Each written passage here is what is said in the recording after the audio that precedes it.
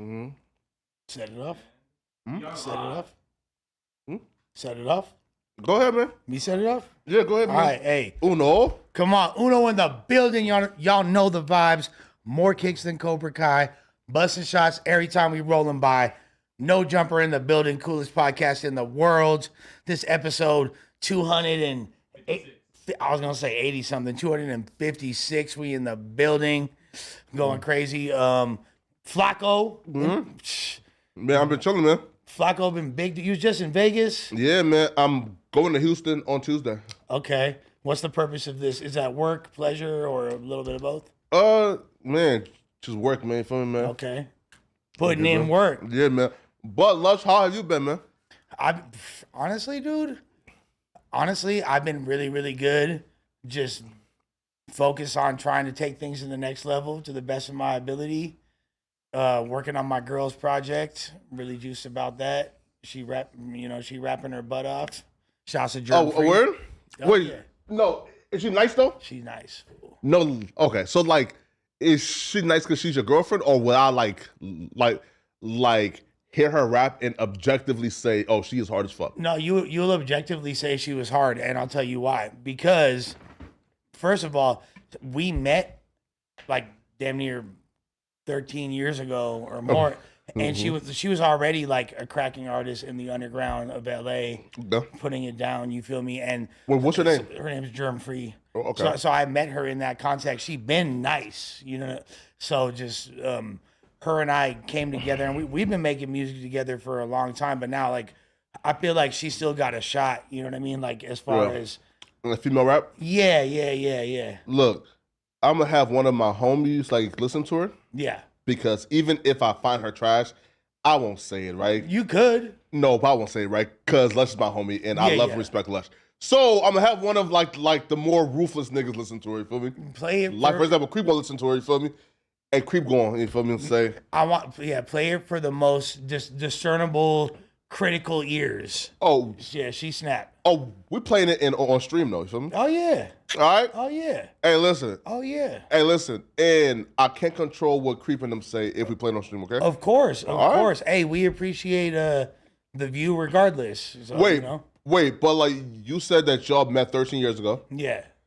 And you tried to holler and she wasn't going for it? Nah, it wasn't like that at all. Like she was the homie. Like, you know what I mean? Like we talked a little bit here and there, but it was always more.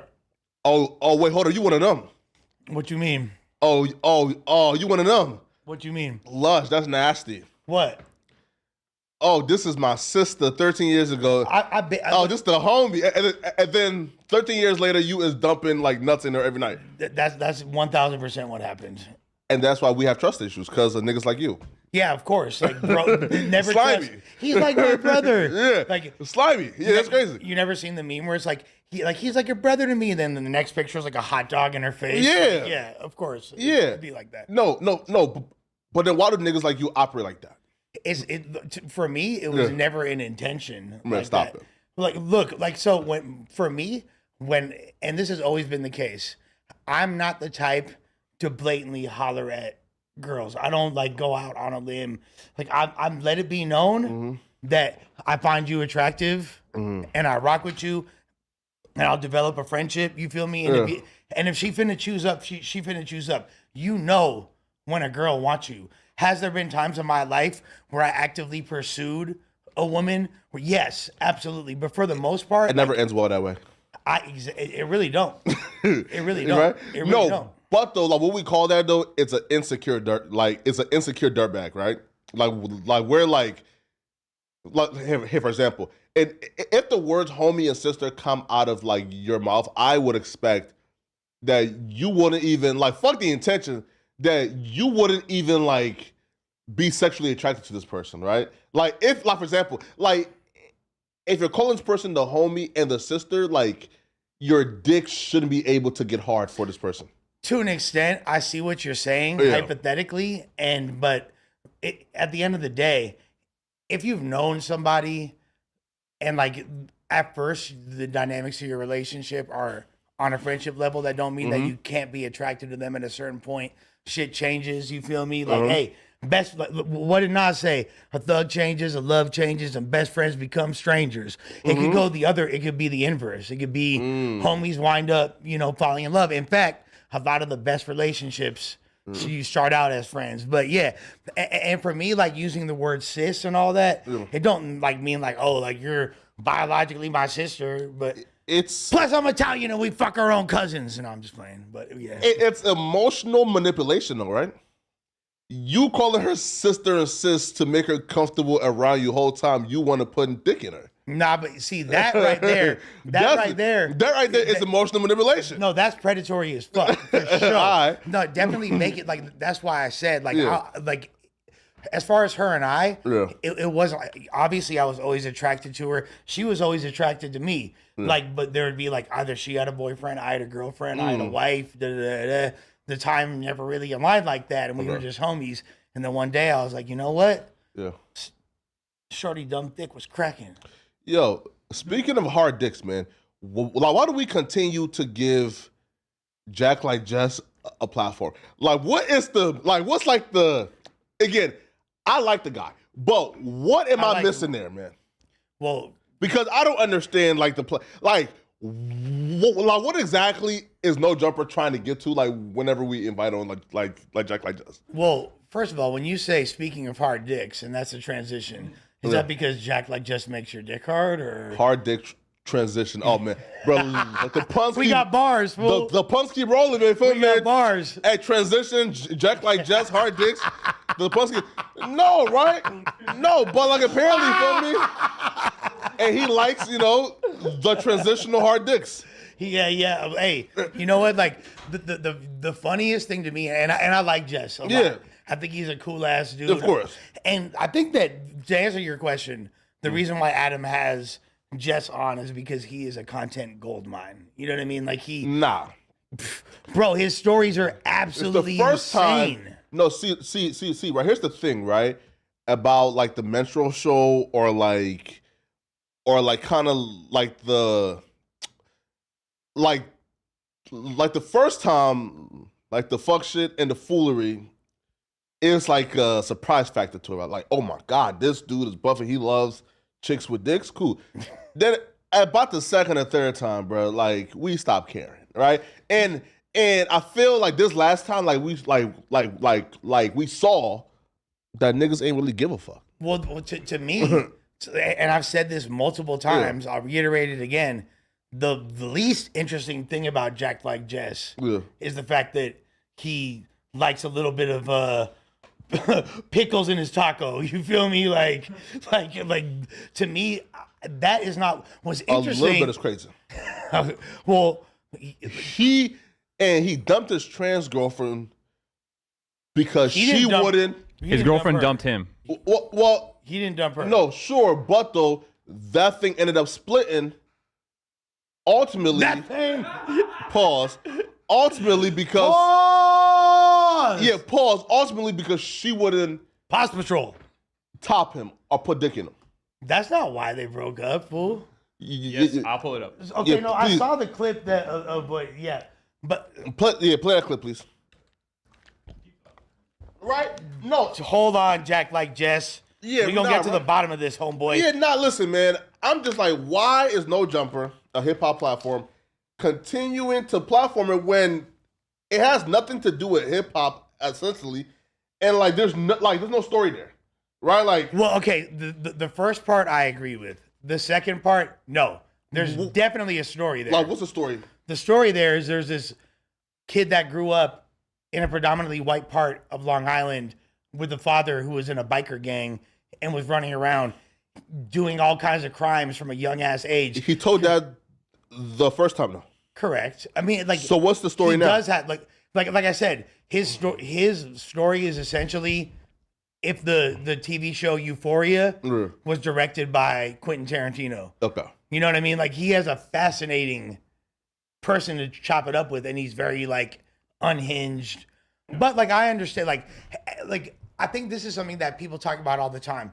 No Jumper, and this is the same thing that people admonish Adam about when he interviewed what's his name? The dude that was Pop Smoke's. Oh, we're gonna get to that. Yeah, so like because No Jumper is a platform known for elevating people to the next level, people have the expectation that everybody that's on this platform is somebody that Adam wants to push. No, listen. It's not necessarily the case. No, hey, listen. I'm not saying the story wasn't there, right? The first time he came, he told the story. Yeah. The second time he came, he expounded more on it. So the story was already like wrapped up. Now the third time, it just sort of seems like a shit show. Like, right? Like it just came across as why? Yeah. Right? Why am I turning on and No Jumper and hearing about him sucking a nigga dick? I feel like the gay fantasies, the gay like erotica, right? Like the homosexual, that was wrapped up within the first two.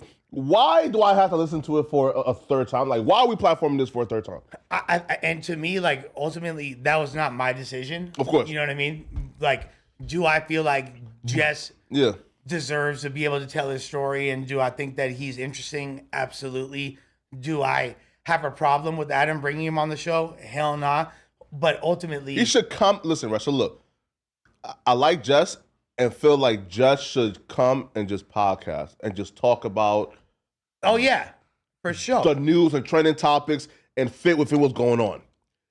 But bringing Jess on, like, to force feed this trans shit for a third time down our throats is kind of like, pause. So do you feel like, is this basically... Yeah. Is No Jumper a part of the trans agenda? No. Are we trying to brainwash people? No.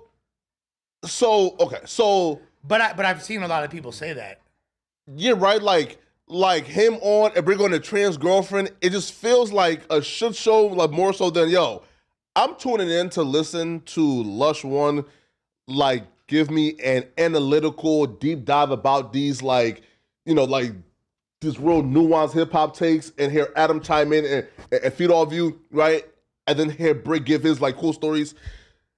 I'm not tapping in to hear this nigga talk about dicks again for the fourth time. Like it's like nigga, like, right? Like, again, if we all like him, because again, I like the guy. Yeah, he cool. Yo, come on and talk about, yo, Drake and Kendrick. Right. I feel like, look, honestly, I had about 20 to 30 more minutes about the Eminem album. Yeah. And I really wanted to be able, like, and I get it, because Adam and Brick really dislike the album. Oh, okay, gotcha. But I wanted to give a really deep analytical take on that, which I didn't feel like I was able to do within the time constraint. However, like, do people really want to see that? Ultimately, that's Adam's decision. I don't know what he wants. You know what I mean? No. Yes, right? Yes, like, for example, right?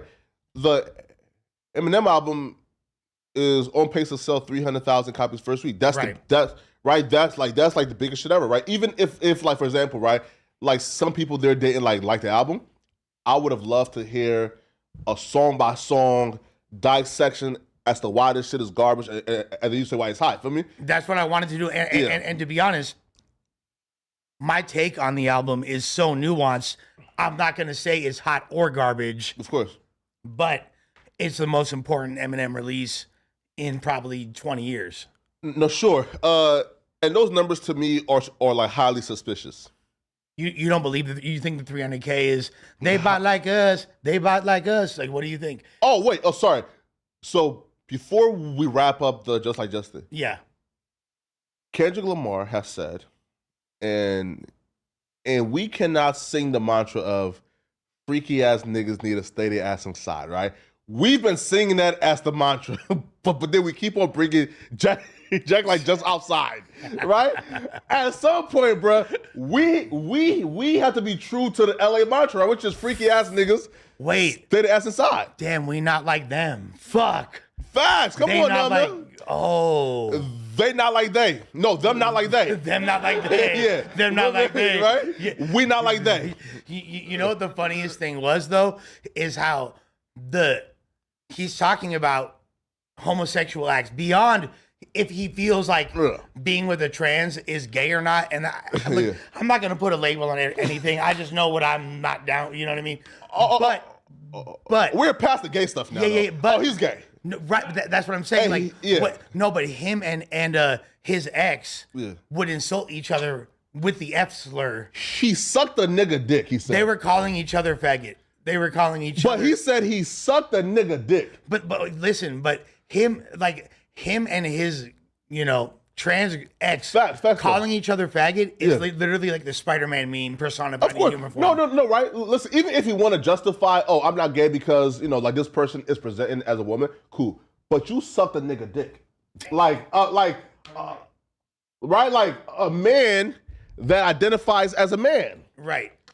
You gay. Yeah. I mean, to me, like, I get it. And it's cool, bro. We love Jess. It's cool. For me, but I don't judge him in the slightest. Of course not. He can enjoy as much, trans pussy, but guy, whatever the fuck he likes. I don't give a fuck. But for me personally, there's no such thing as trans pussy, right? Well, also you can't use drugs as an excuse because Jess may have taken a lot of drugs. I'm pretty sure that I give him a run for his money or leapfrog over that motherfucker. And I've really gone to the depths of pitiful, incomprehensible demoralization. And I've never had the inclination to pleasure a man in any capacity. Listen, he thoroughly enjoys him. Let's be real here. There's nothing wrong with that. Fam, this man said, man, bro, this man said, yo, I became a sugar baby to a gay nigga, right? At that point, man, I feel like, right, it's safe to say, man, just freaky ass nigga. He's freaky for sure. Stay inside. And it was a 70-year-old. He's a stay inside. Oh, come on, bro. Bro, he was fucking a 70-year-old man. Bro, stay your ass inside, my nigga. Freaky. Well, to be fair, he said he didn't F the sugar daddy. No? But okay. Freaky ass N-word, you a 7-7 god because isn't it called 77? What? Two dicks? I don't know. But I have no idea, man. No, but yeah, those Eminem numbers are suspicious. Elaborate. Right? Now, let's be real here, right? Yes, there's been discussions around this album. But for example, like the albums that like we've seen do 290 and up or 300 in hip hop is a visible discussion, meaning where you can feel like the energy and on the hairs of your arm when it, right? Like for example, when Kendrick Lamar dropped like Mr. Morale, they're like what 280 something to 2. Yeah. There was a visible energy that swept through hip hop that like you could feel the hairs on your arm stick up. When Drake and 21 dropped Her Laws, right? Like you could feel the energy, right? When, for example, Travis Scott dropped, right? Mm-hmm. When SZA dropped, and you could feel the visible energy, like kind of like just like reverberating throughout the entire culture. And you couldn't ignore it. Can I make a point real quick? This album could be ignored. I feel like this exact thing that you're saying is happening in like the Midwest. Okay. Boom. Watch this. Watch this. Okay, gotcha. Watch this. Yeah, I got you, Mikey. Let me ask you. Yeah. So when Burna Boy drops an album, okay, sure, is there a visible energy within hip hop culture? But like he's not hip hop though, right? Like at all. Okay, right? I just asked a simple question. But though. This is a trial. This is a yes or no question. Yeah, sure, right? Here, but though, when he drops though, right, there's a reverberation in Afrobeats culture. That's not what I asked you. Sure, right, That's sure. not what I asked you. Sure, right? Sure, right. So the hip hop culture, we don't even feel it because he's Afrobeats, right? But guess what though? So America doesn't have the metric yet to gauge the true first week sales of an Afrobeats artist because the Afrobeats artist. Okay, so let's not talk about Afrobeats then, because. However, we both know the answer to my question was a simple no. No. And doesn't make an impact beyond the scope of hip hop. Yes. Yes, of course. Okay. But Eminem is a hip hop artist. Oh, okay, but yes, Eminem. So you already see where I'm going with this. Of course. Okay, and the next example would have been Taylor Swift, Bad Bunny, and so on, right? Sure, but that's not like a hip hop artist though. Absolutely not. However, Eminem's audience transcends hip hop culture by a significant margin. In fact, you can't really look at him and judge him under the same barometers you do regular hip hop artists. Because why? Because he is, for all intents and purposes, a pop artist. You know what I mean? Sure. Is he hip hop culture? To the motherfucking core. 1000%. Eminem is hip hop. You cannot deny it. But Sure. if he's a guest in the house because he's white, they got they got him on the reclinable love seat. He's chilling. He's hip hop. Sure. However, the predominant audience that's affected by Eminem is not necessarily hip hop consumers. But then Lush, then like one can say that those numbers then are misleading because here's the thing, right?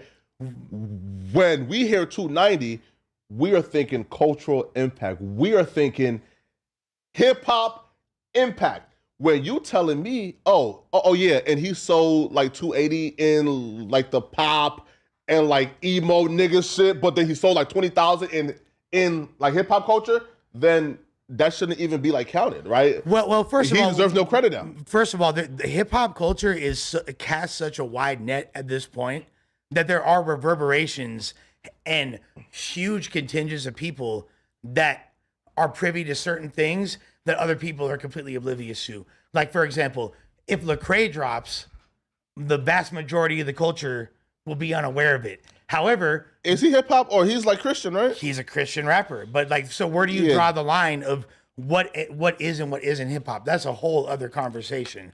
And I feel like them gospel niggas, bro, like have been like kind of like blurring the lines for years now, bro. Like we don't count them niggas as like hip hop. Okay, but then like if Scarface makes a song about God, is that not hip hop? You know what I mean? Like sure. So with that being said, first of all, like throughout hip hop culture, maybe not as much as Mr. Morale, but there has been a great deal of conversation around this Eminem album, and then when you combine that with the fact that like his audience that transcend hip hop, I think those numbers are pretty accurate. You see, listen. So here's how I knew the album itself had no impact, right? Because he tried to take the Kendrick Lamar like route, right? And we all know what that method is. You take a long hiatus, you come back, and you see there ain't no motion, there ain't no draw for you. So what you do? You go to the studio and diss 1,000 rappers that we care about. And then, you know, like you put yourself in that conversation. So when he tried to do it, and then even that discussion lasted like a whole 24 hours. Who did he diss? Like Megan Thee Stallion. He dissed a couple niggas, bro, right? He even kind of like threw some shots at Kendrick and then claimed, oh no, this is what the fans are saying. No, nigga, this is what you saying. Fuck that, nigga. No. You're like Flakko, with all due respect, took that verse was taken completely out of context. He said this is what the fans and the critics are saying. Correct. And he was saying correct. That's clearly how he said it. If you listen to the record. Right? But we all know, Lush, that's a plea copping, right? For example, for example, right? But he dissed himself in that same segment. He literally said, copping pleas though. Still, he was like Jigga's album's trash. Shady's is worse. Like that's not copping pleas, bro. Lush, wait. He's literally saying he's putting himself in the perspective. Yeah. It doesn't take like a super analytical hip hop mind to discern that fact. It was clear. It's plea copping. How is that plea copping? He's not. That's not copping pleas. He was telling what the average hip hop consumer says and what he faces. The type of scrutiny he's faced, how he's not held to the same standard of people that are significantly not as skilled or lyrically adept as he is. Okay. But why is he scrutinized under such a microscope and somebody that's doing significantly less creative or impressive things getting all the trophies? That's kind of that's the point he was making. No. And it wasn't just mutually exclusive to him. In fact, all the people that he mentioned in that context, the Kendrick, the Hope, that he was actually giving them props because those are the people that he respects as lyricists. Sure. And do you feel like he belongs, here's another discussion, right? Do you feel like he belongs in that category with the Hoes and Kendricks? Yes. So when you say the Hoes and Kendricks, the category that I have them in is all-time great MCs. Sure. But Eminem is an all-time great MC. But there's right? No, sure. There's the all-time greats, and then there's like the Mount Rushmore, and there's like a very select group. Like, for example, right? An all-time great MC to me is like, we can say that Lil Wayne is an all-time great MC. Yes. Ab Soul is an all-time great MC, right? Okay, no, sorry, but wait. Absol is one of the most skilled. I wouldn't say he's an all-time Sure. great MC, but Like Wayne, right? Cool. yeah. But Wayne is for sure out the inner circle Yes. of the J Electronicas, the Biggies, the Jay-Z's. Yeah. Right? Yeah. So, and I would say that after this year, after we've seen the lyrical like demolition that we've seen of Drake and just how strategic, how crafty Kendrick is, oh, he's for sure in that inner circle of all-time great MCs now, of the bigs, the Jay-Z's, the Nas. He already was, in my opinion. Facts though. And Eminem isn't in that inner circle. Yes, he is. How? Because of his lyrical contributions.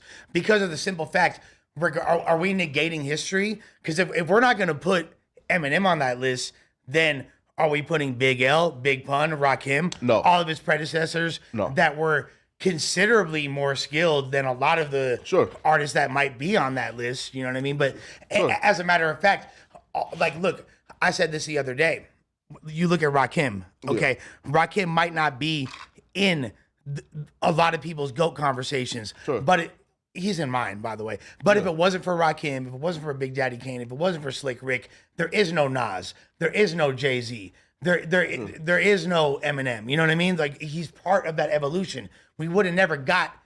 In fact, Kendrick himself said, of course, one of his primary influences was Eminem. So, like, regardless, the fact that we're analyzing the album of a 50-year-old man that's been a multi-millionaire for over 25 years at this point, and he's still making music and inserting himself in the conversation, is a testament in it of itself of his like longevity and greatness. Now, at first were people kind of like giving him more props because he was white? Did it open doors for him? Absolutely. But at a certain point, you know what I mean? Like, he had to show and prove. Because there was already the Beastie Boys before him. There's already Third Base before him. There's already he's passing niggas though. Like, yeah. No, sorry. So here, hey, for example, right? To me, like, he's like the Karl Malone, right? In terms of like, so before Bron, except for fucking 14-year-old girls, right. Right. So look, like before Bron, right? Karl was the second like leading scorer, right? Right. But nobody ever had him in the top 10, right? Right. So M, in terms of like success, like he could be in in terms of like commercial success. Shark, my guy, man, my nigga, man. The legend. Not damn time. Not right. Church of Knackle. They a little loose today. Yeah, right. Right. Yeah. No, man. But though, in terms of the commercial success, there's arguments that he's the greatest of all time, right? I mean, he's amongst. I wouldn't. You know what I mean? Like, in terms of just commercial success, there's arguments. Well, one, he has the most diamonds, right? Like he has the most diamond albums. Yeah. Yes. Yeah, right. So there's this, right. So like in terms of like the stats and the numbers, he's for sure in that conversation. But I'm saying in terms of like putting like himself in the MC conversation with a Kendrick and Jay-Z. So the MC, for his run from 1997 to 2004 solidified him in the MC conversation. He was an all-time great. But the MCs though like don't respect him though. Yes, they do. What MCs don't respect him? Well, Cassidy said that he ain't shit.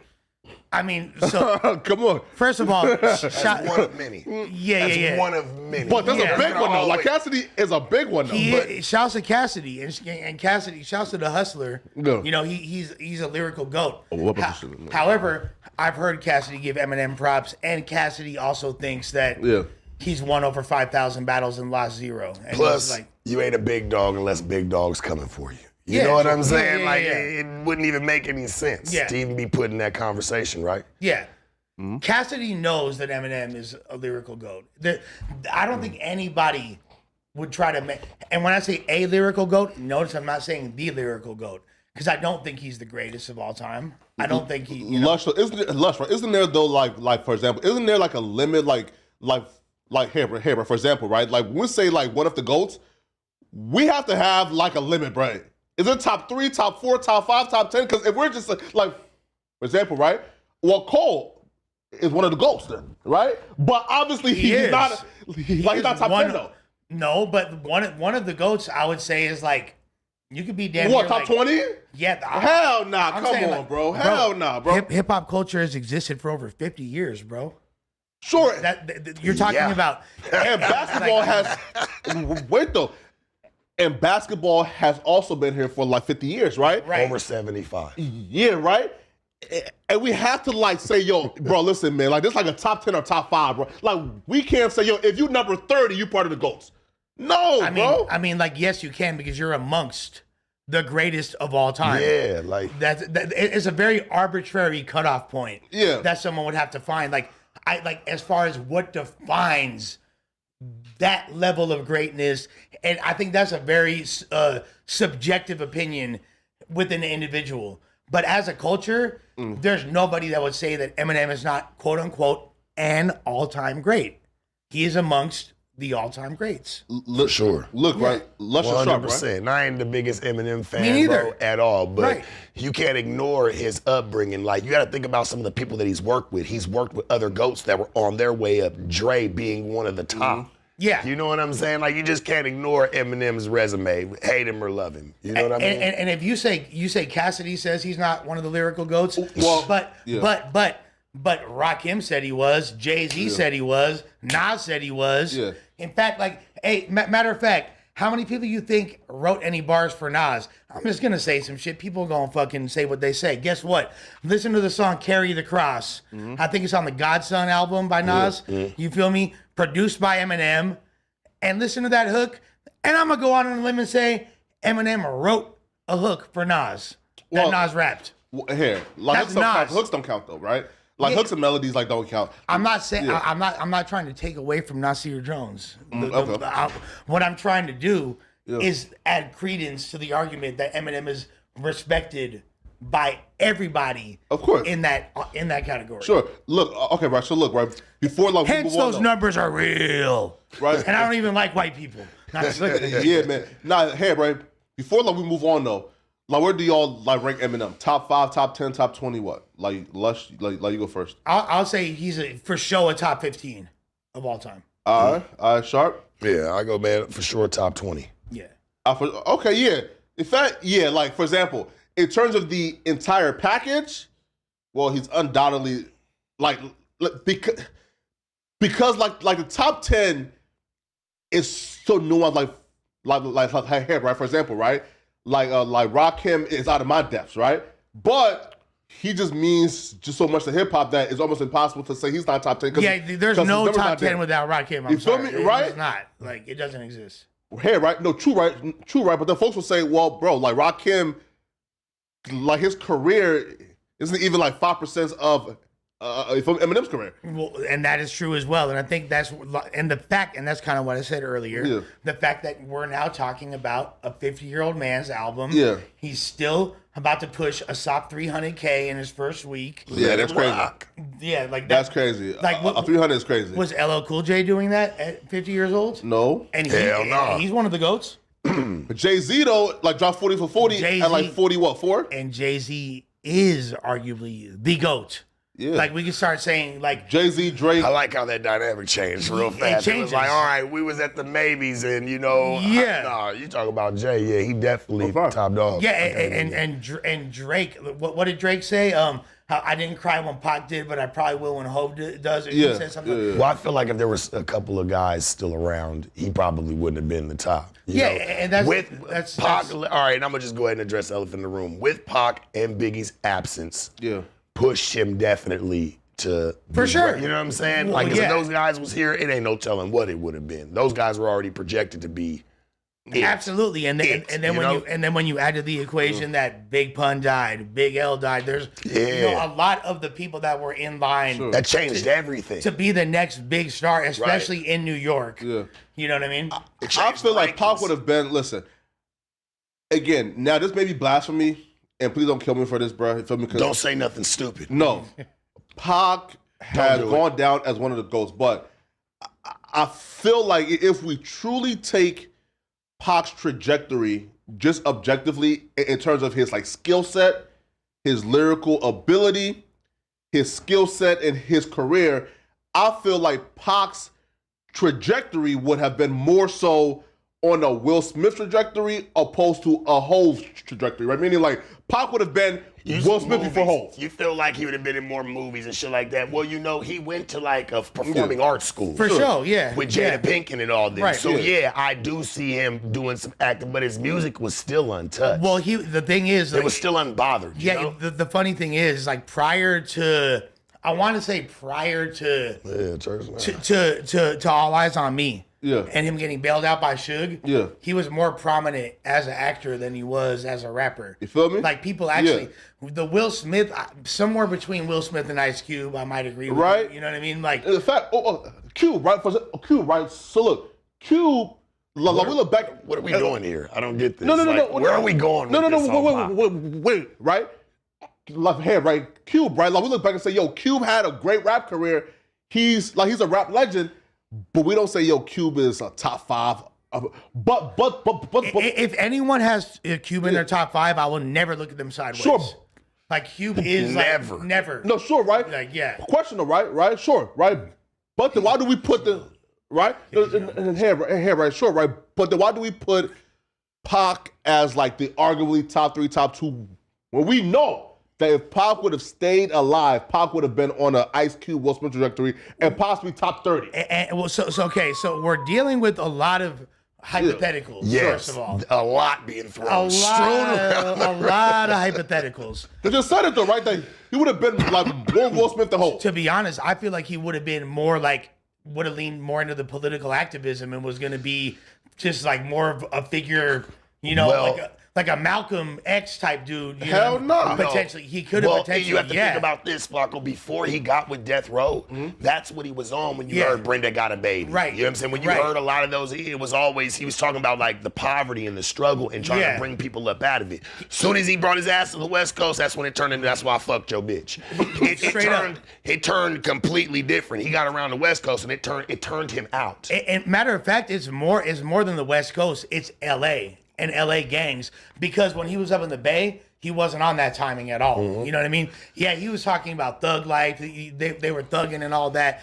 And the funny part about thug life is the majority of the rappers from Thug Life, or at least half of them, are from New Jersey. You know what I mean? They're from the East Coast, the Outlaws, and you know what I mean, and Thug Life. Fun fact: did you know that to live and die in LA was supposed to be really to live and die in the Bay? There you go. But they changed it. There you Suge go. was like, I ain't having it. Changed it to LA. Right. But it was really supposed to be to live and die in the Bay, because that's really where he resided as well. You know what I'm saying? Was the Bay Area. Right. So it's supposed to be live and die in the Bay, but Suge and them, they wasn't fucking having it. So they was like, no, you changing that shit immediately. There you go. And like so. Straight up. But yeah, I know a lot of the Thug Life fools were in fact from LA, but half of the Outlaws were from Jersey. To correct myself. But to answer your initial question, Pac is one of the greats because of the longevity of his music, because what he accomplished by 25, and the fact that there's been so many drastic changes in the climate of hip hop, and the fact that Pac is still a prevailing influence, the fact that his music still resonates with the people, that in and of itself. The fact, like, I love, I wish Adam was here for right now, because he loves to be like, oh, Big only dropped like 2 albums. He shouldn't be in that conversation. That's also wrong.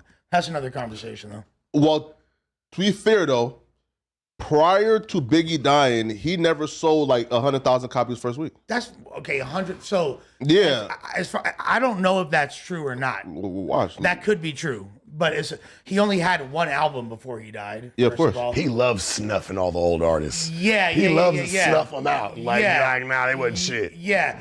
And bro, these guys died young, bro. Like 24. Big was 24. Come on, yeah, they died young. Like. Okay, so Ready to Die shipped 57,000 for Yeah, Ready to Die. Yeah, I believe that. In those times, bro, like you like a Coil Ray, right? Phil, so listen. In those times, bro, if you sold 57,000 copies first week, bro, you like a Coil Ray, bro. Like you like a D-list artist. Well, you have to remember, back then it was completely different. Please break that down to him. Like, well, first of all, Bad Boy wasn't major label, you know what I mean? Like it wasn't the major label system, but it was an imprint. Yeah. That was an experiment that Puffy basically had after leaving Uptown Records. So he really didn't even have the infrastructure. He had to use really progressive marketing strategies to even get those records played. Like, I don't know, did you see when Craig Mack and Biggie were both dropping because Bad Boy were putting them both out at the same time. Their marketing strategy was they had a custom Big Mac like box, and they said like this is the Big Mac single. On one side was Craig Mack Flavor in Your Ear. The other side it was either Party and Bullshit or Big Papa by Biggie. You know what I'm saying? And that shit went crazy. And like you could not turn on the radio in 1994 without hearing Big Papa when that record came out. It was huge. Well, Lush, you got to think about it, right? He comes from a different era where, they got the internet now.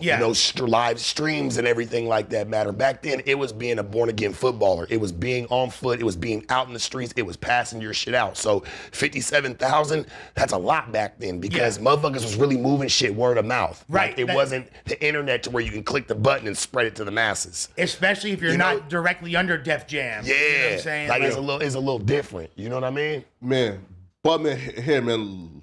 So, listen, I love this like discussion. Yeah. We can do this all day. Yeah, no, for sure. I hope that this would have been discussion on the Tuesday show, opposed to just Jack like just talking about dicks. Yeah, I don't. Right. Respectfully pass. Yeah, that shit was just weird. I will say this: Adam is now trying to like get me and Brick to say that we were attracted to a trans woman, and both times we had to, in the face of the person, be like, no, we're not, and that was very awkward. Phil, listen, bro.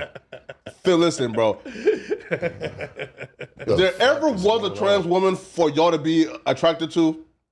That's not. You feel me? I don't think that was her. Nah, you feel me? No diss, because Shorty was cool. You feel me? Like, you feel me? Yeah, right. Whoever's preference to each their own. But like, why push that on people that we know clearly, like him and Brick, don't get down like that? I would hope. Yeah. No, that's not my thing. I would hope. Man. Knowing my ass, that shit would have been happened 20 years ago. ago. I say like calmly and coolly, like I'll still be your friend if it's okay. I don't think that's not the impression that I get. Nah. Yeah. No. Man. True that, man. Look, man. So Schoolboy Q took to Twitter late last night and set the world on fire when he says Toronto PD canceled his show in Toronto because he believes his show got canceled because he was in the Not Like Us video.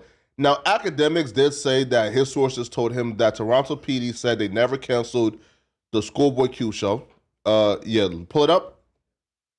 Did you see his responses? What he tweeted? Yeah, look. So, a source from Toronto police said they did not cancel Schoolboy Q show or stop any artists in TDE from performing in Canada. Now, if you can go to like the other tweet that's in our post.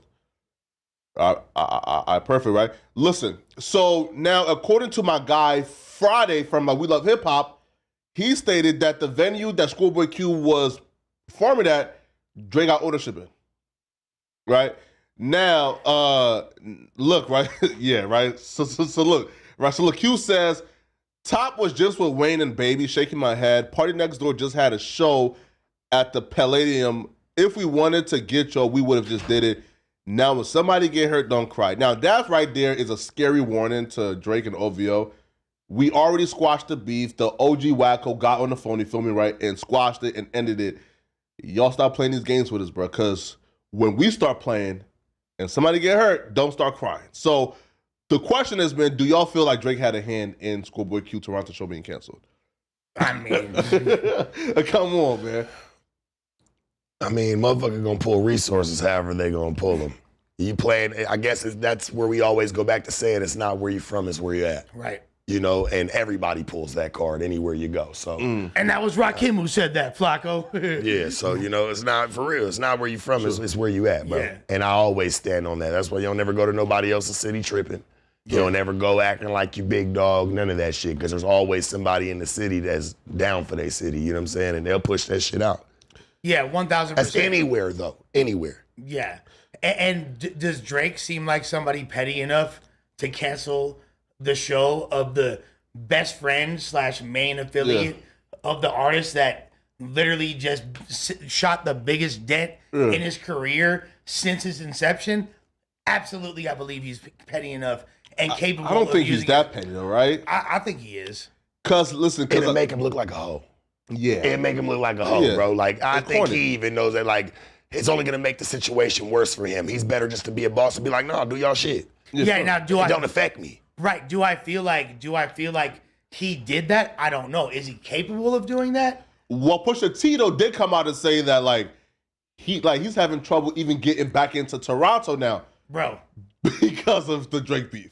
And Drake does have like ties at the embassy. Drake and Trudeau be you feel me busting down hoes and fucking and puffing blunts together. I guarantee you. Like Drake and Canada's prime minister are homies. Like, he got that type of juice. To the fact that I know that Drake's gotten homies of mine into Canada for battle rap events and things of that nature who have crazy records that that Canada would never allow in there. And he got the government to expunge. Drake got ties like that to the government? That I've seen it with my own eyes.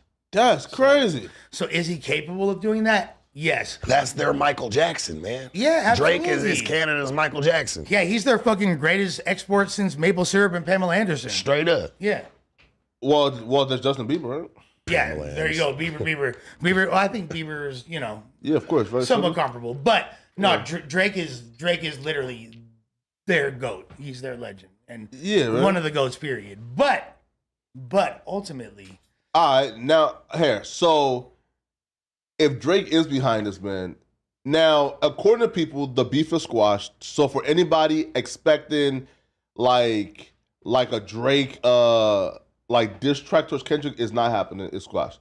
So, from your perspective, though, how do you feel like this is gonna, like, end or get squashed? Like, hey, right? Because I just don't feel it being all the way done, right? Like, it just don't feel like this is just all the way completely 100% squashed and nobody.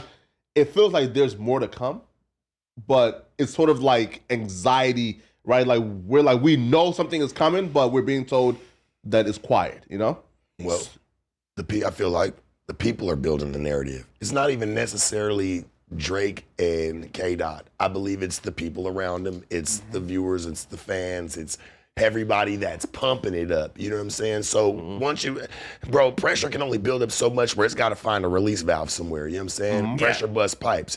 And I definitely do see something fucked up coming from this. I just hate that like people aren't leaving it as music. It's starting to turn into something else. Well, I think people are kind of underestimating the cultural impact and the cultural phenomenon that this record is, because it encompasses way more than Kendrick versus Drake beef. Right. And I think that's what people are overlooking.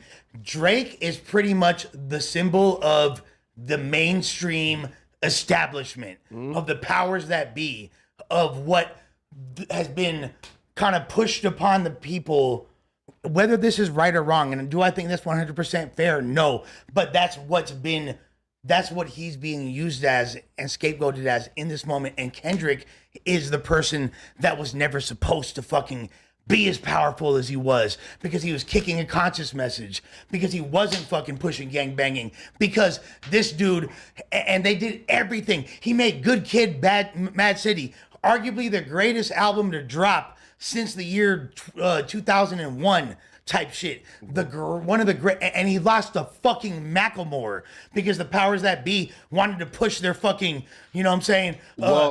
holding cock agenda, whatever the fuck they had, with 30 people getting married, 30 gay couples getting married at the Grammys. All that shit aside, they've done everything they could to make sure that Kendrick wasn't a voice for the masses. I mean, to an extent, yes. No, listen. But after Macklemore shit though, there was a concerted effort in the industry to come together and make Kendrick the next guy, especially after like the riots and the police brutality. Once that's that 10 years later, bro. That's 7. No, the riots they're like 2015, 2014. Which riots you talking about? No, like who? Oh my God, like Tamir Rice and them. Like, okay, yeah, right, yeah, right. As soon as that started happening, they said, oh shit, like we need this conscious shit. Why? Because we know nothing make niggas march more than conscious music, right? And guess what it needed though? and they needed niggas marching and taking the attention away from what's really important, right? As long as niggas is marching and focusing on police brutality, which is like a moot issue, well, then we can have them controlled. Like, for example, right? Every 4 years, in 2016, in 2012, a nigga get killed right around the election cycle. So guess what? The Democrats can fearmonger us into voting for him. So Kendrick Lamar, to me, was used as a tool, right, to control us and have us voting for those Democrats, right? So no, I don't think that he fought against all odds to be the guy. I feel like right around, I'll say 2016, 2012, no, 2016, they all said, okay, he's gonna win every Grammy, every award. It don't matter what this nigga dropped, as long as he opened up his mouth, he's gonna get a Grammy. Well, I mean, he got those Grammys and he got those distinguished levels of recognition, like unearned, like a Pulitzer Prize, which the undeserved. It's not undeserved. It's due to his artistic excellence, and artistic excellence and appealing to the masses and success are not mutually exclusive by any means. But what that dude did was go against the great, and really at this point, a lot of people, myself included, had kind of counted Kendrick out. I was like, do I want him to drop? Do I want him to come with some fire? Yeah. Was Missing Morale a great artistic accomplishment? No. Yes, but artistic accomplishments, yes. Was it a great overall listening experience that I choose to revisit? No. Has the hood been slapping Kendrick in years? No. None of that matters. He defied great odds to go against the motherfucking juggernaut. He was David in this situation against Goliath. Hell no. And so the way let me explain something to you, bro. I was just at Tams 21, where they shot the They Not Like Us video, right? Sure. My girl and her homegirls were shooting a cypher over there. Shouts to Hit a J3 and all the fools from that hood that were out there showing love. You feel me? So we pulled up, right? Over there. There was, first of all, if you from LA, you know that like Tams is not cracking like that. There's not long ass lines like that for Tams. You feel me? It's like low-key not the best food, right? There is people traveling from all over the country. Like that Tams was so fucking cracking to go. There's hella white people, hella people that didn't, like don't traditionally be over there in Compton to go there. In fact, these kids drove out from Vegas and brought a fucking piñata of an owl to take a picture in front of the Kendrick mural, busting open a motherfucking owl it's called dick riding, man. They ride you to do some. Yes. Right. Sure. But it's also called cultural impact. And what the gravity of this moment far supersedes. And Rawls got his ass whooped in Toronto. That's cultural impact right there too, right? That is, and that's not to say that. Hey, come on we now. know Drake is right? Get his ass whooped, but he had a little problem over there. Yeah, he had a problem over there. Schoolboy Q show got canceled. That's cultural impact right there too, right? For sure. That's not so right. But hey, guess what though, right? Lush, so look. So we all know that the game was rigged for Kendrick to win, right? Because you just said something very important. It was not a pleasant listening experience. It ain't really slapped like that. Oh, but it's a masterpiece. It was, and we only give Kendrick that benefit of the doubt. Meaning we've been programmed to think this nigga is so nice that if our ears don't like it, oh, it must be something wrong with our ears, and this must be a masterpiece. No, that shit was just trash. Well, there's a difference between what I didn't say a masterpiece. I said a great artistic accomplishment. You know what I mean? So what about that was artistically great? Well, the fact that there's an underlying concept that he interweaved between every single track, the fact that it was something that people don't typically like to talk about as far as in the mainstream masses and in the Black community, where mental health conversations have typically have been traditionally frowned upon. We know we love the most, and I've noticed, and I think we're missing this part of it. Everybody likes a good comeback story. Yep, that too. Everybody likes that. So you got to understand, like you just spoke, he was like, man, wasn't nobody really banging Kendrick like that? Wasn't nobody really supporting him? It seemed like he kind of just went ghost, you know, not doing anything. Right. him coming back, and like you said, going against the juggernaut, going against Goliath, that's a comeback story. You got to pick. He picked a fight, won. Yeah. That's what gets you past, man. To me, Yeah, man. That's what happens, bro. Everybody loves, because man, shit, us as black folks, shit, there's always some struggle going on. So they like to see the struggle and somebody come out of it and come out on top. And that's just America in general. It's America in general. We like dog. to build people up, break them down, and build them up again. Straight up. But do I think the beef is over? I don't think it's definitely not on TDE to up the score. You feel me? They already caught the dub. Hey, listen, man. Drake is dropping Man in the Mirror soon. Now, I've been told it's not a Kendrick diss track, that Drake has moved on and he's moving on, right? So, listen, man. If I'm Drake, man, just leave it alone, because at some point, good music is going to win. Now, again, even though if I'm Drake, I'm worried, because if you heard the snippet in the Not Like Us video, right, like at the beginning, he had like a snippet of another song he's about to drop. Yeah, that's not hard. If he drops an album full of like songs that sounds like that in terms of like the LA sound, yes. Hey Drake, hey Drake. Even I can't like deny. Like I'm gonna start like, you feel me, like bumping Kendrick, you feel me, in the whip, cause that shit sounded amazing. You feel me?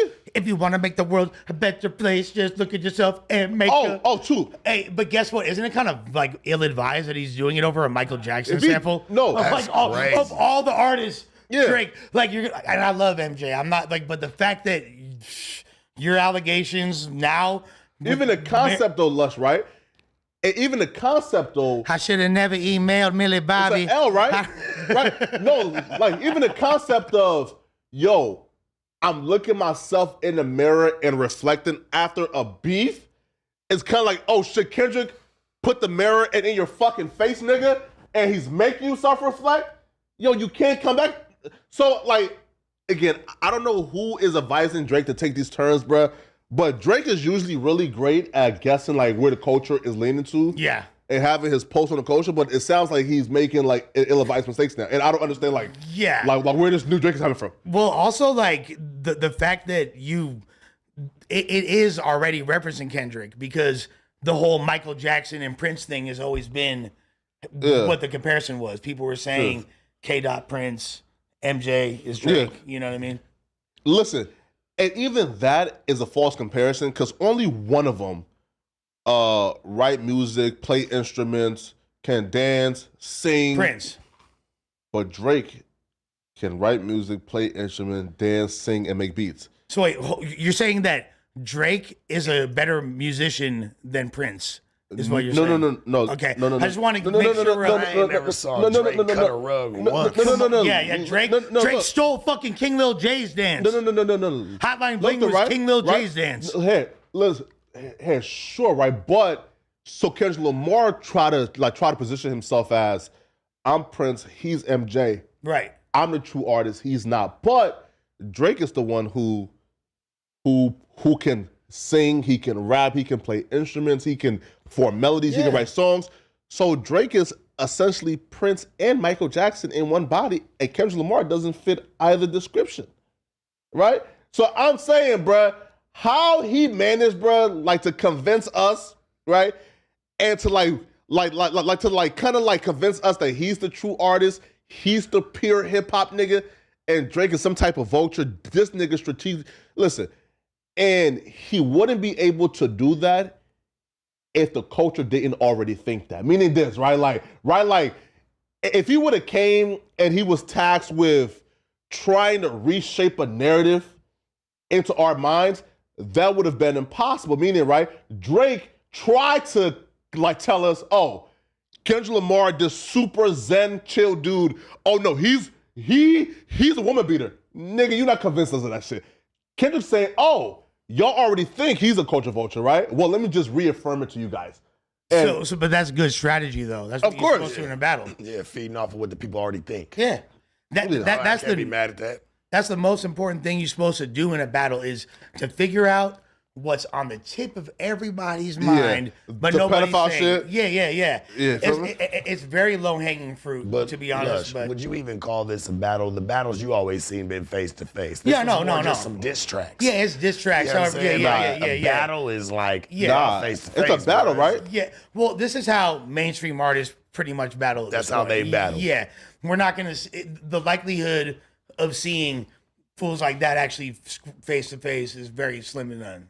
Like, I've tried. Right now, right?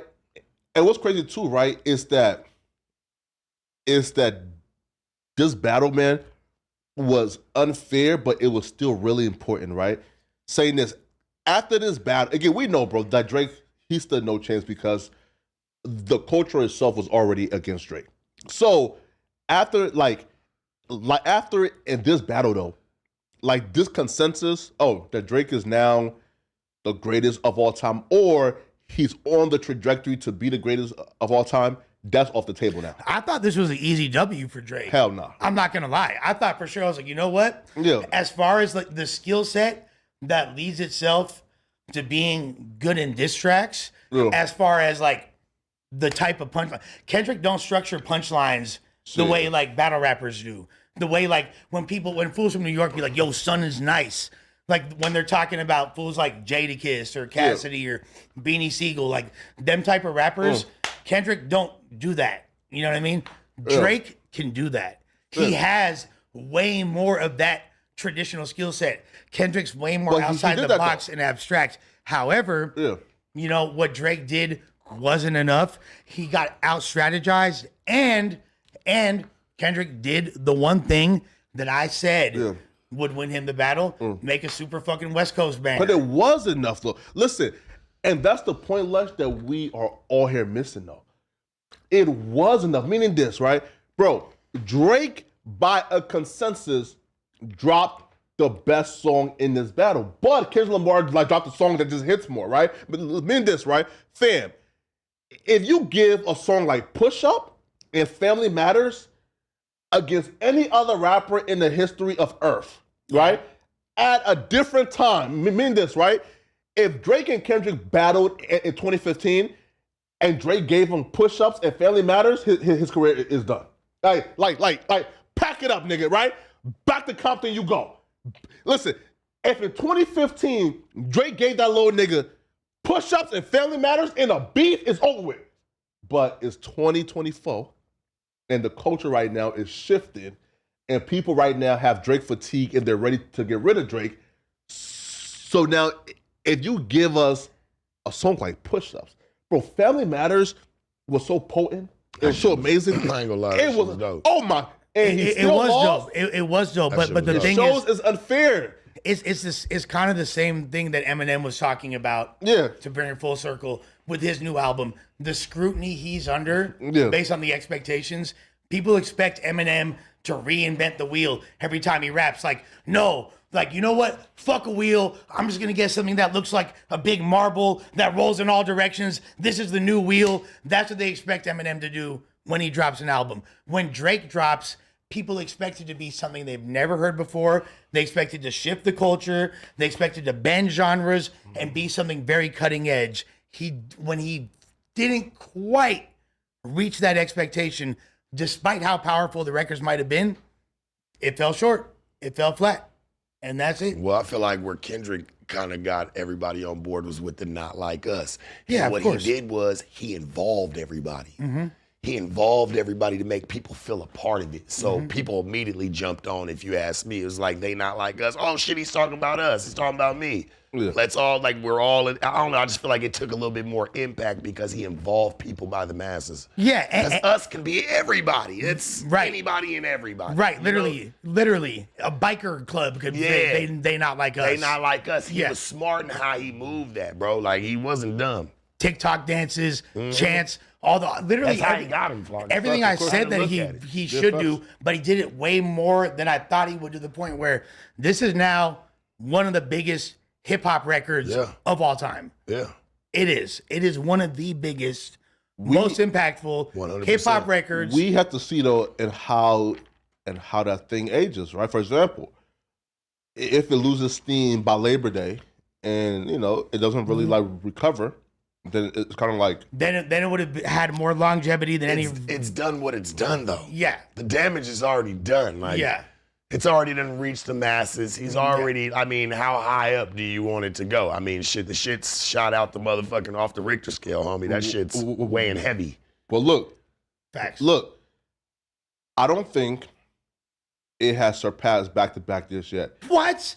It probably would though. Oh, it has. No. Oh, it has. You see, didn't he hit the top Billboard again and knocked him right back up to number one? He's at number one again. Correct. And he actually, just for the first time, maybe ever, has surpassed Drake in monthly listeners on Spotify. Nah. Yes. Yeah, he did. Yes. He did. I'm pretty sure your damn Instagram account reported on it damn near. He did. Like, you feel me? Like, it's temporary though. Yes, right? Temporary. Yeah, right. Everybody's shit's temporary. You be moving the goalposts a little bit to accommodate. Like, no, because you look at it, everybody's shit's temporary. You can't say that, Flakko, like it's supposed to be there forever. No, it's supposed to be there for as long as it's going to be there, and it'll move on.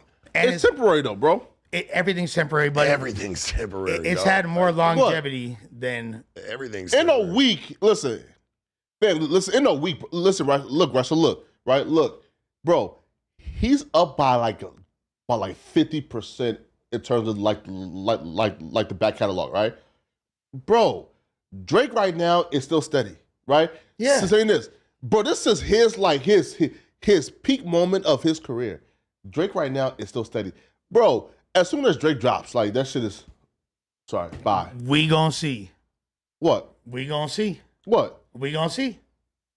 It's like Ice Spice, right? Like when she dropped like the song of Taylor Swift, and then she dropped like the Boys a Liar remix, right? Yeah. Right? So Kendrick got 300,000 more.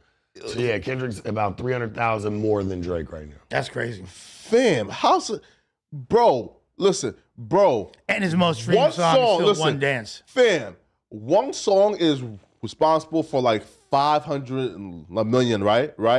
But he had 2 number ones. Fam, listen, take that away, bro. And look at, bro, come on, bro. Listen, bro, it's not like even, us and like, listen. It's not even much more than like that. No, fam, look though. It's not like us and like that, right? Fam, listen, fam. Bro, Drake has One Dance as his most streamed song still. The one that's at the top means it's the currently most streamed in his catalog. Here, right? Sure, right? They got 3 billion. Yeah. No. Here, right? But look at this though, right? It shows though that Drake's like his streams is coming from his back catalog, right? Right. Bro, we seen Not Like Us, Like That, and Euphoria, the 3 of the top 5. So meaning this, and in like a month, and he's probably gonna like back down to like 50. Like 40. That's very possible. That's very possible. Bro, bro. Like this mean nothing, man. You feel me, right? But here, like what's next though? And when you talk about Ice Spice, just real quick, man, I'm just sad that Shorty lost her ass, bro. Like, she got too skinny. Nah, I don't want to body shame, and it's not up to my standards. I want baby to go back to eating the modes. Being on that road, man, to do that type of shit to you, though, man. Traveling, not eating right, just that could be a possibility as well. But I'm just saying, like, just being on that road, all that shit, man, it can do that to you. It'll weather you. Yeah. You know? Or maybe hanging out with Taylor Swift. She, like, somehow had, like, a futuristic device to remove her ass and implant it into her. Like, she stole. Sounds nice, but what a reach. Sounds though, what a reach. I'd like to see Taylor with some ass, but. Yo, bro. Bobby Althoff having more ass than Ice Spice in 2024 was not on. That's what I'm saying, bro. It's not on my list of expectations. That's crazy. Wait, does Bobby got it like that? Well, now she has more ass than. Nah, she don't. Bobby be shitting like that? Bobby's a nice wholesome white woman. Yeah, but wholesome. You know shit. Well, she's wholesome. Shit. They just asked her about fucking the people she interviews. And she was like, they ask me that all the time? No. Wait. Bobby said, I'm not fucking people I interview. But she fucking now. Yeah, for sure. Okay. Good for her. Like, I don't get where that's like a big fucking You divorced. like, Listen, you divorced your husband Bitches do it every day. Yeah. Kids Bitches do it every day. like, come on, man. But again, though, I like her, so I'm not gonna like speak on that, bro. But like, it's just a bad look when you divorce your husband of 2 kids, and now you're on yachts with nothing but niggas. Bruh, that happens every day. Welcome to the real world, bruh. It's a bad look, though. That's just one you caught on camera. Right. Like, come on, dog. And then not only that, like her husband was probably feeling insecure that she was about to glow up. We don't know the dynamics. She might have, you know.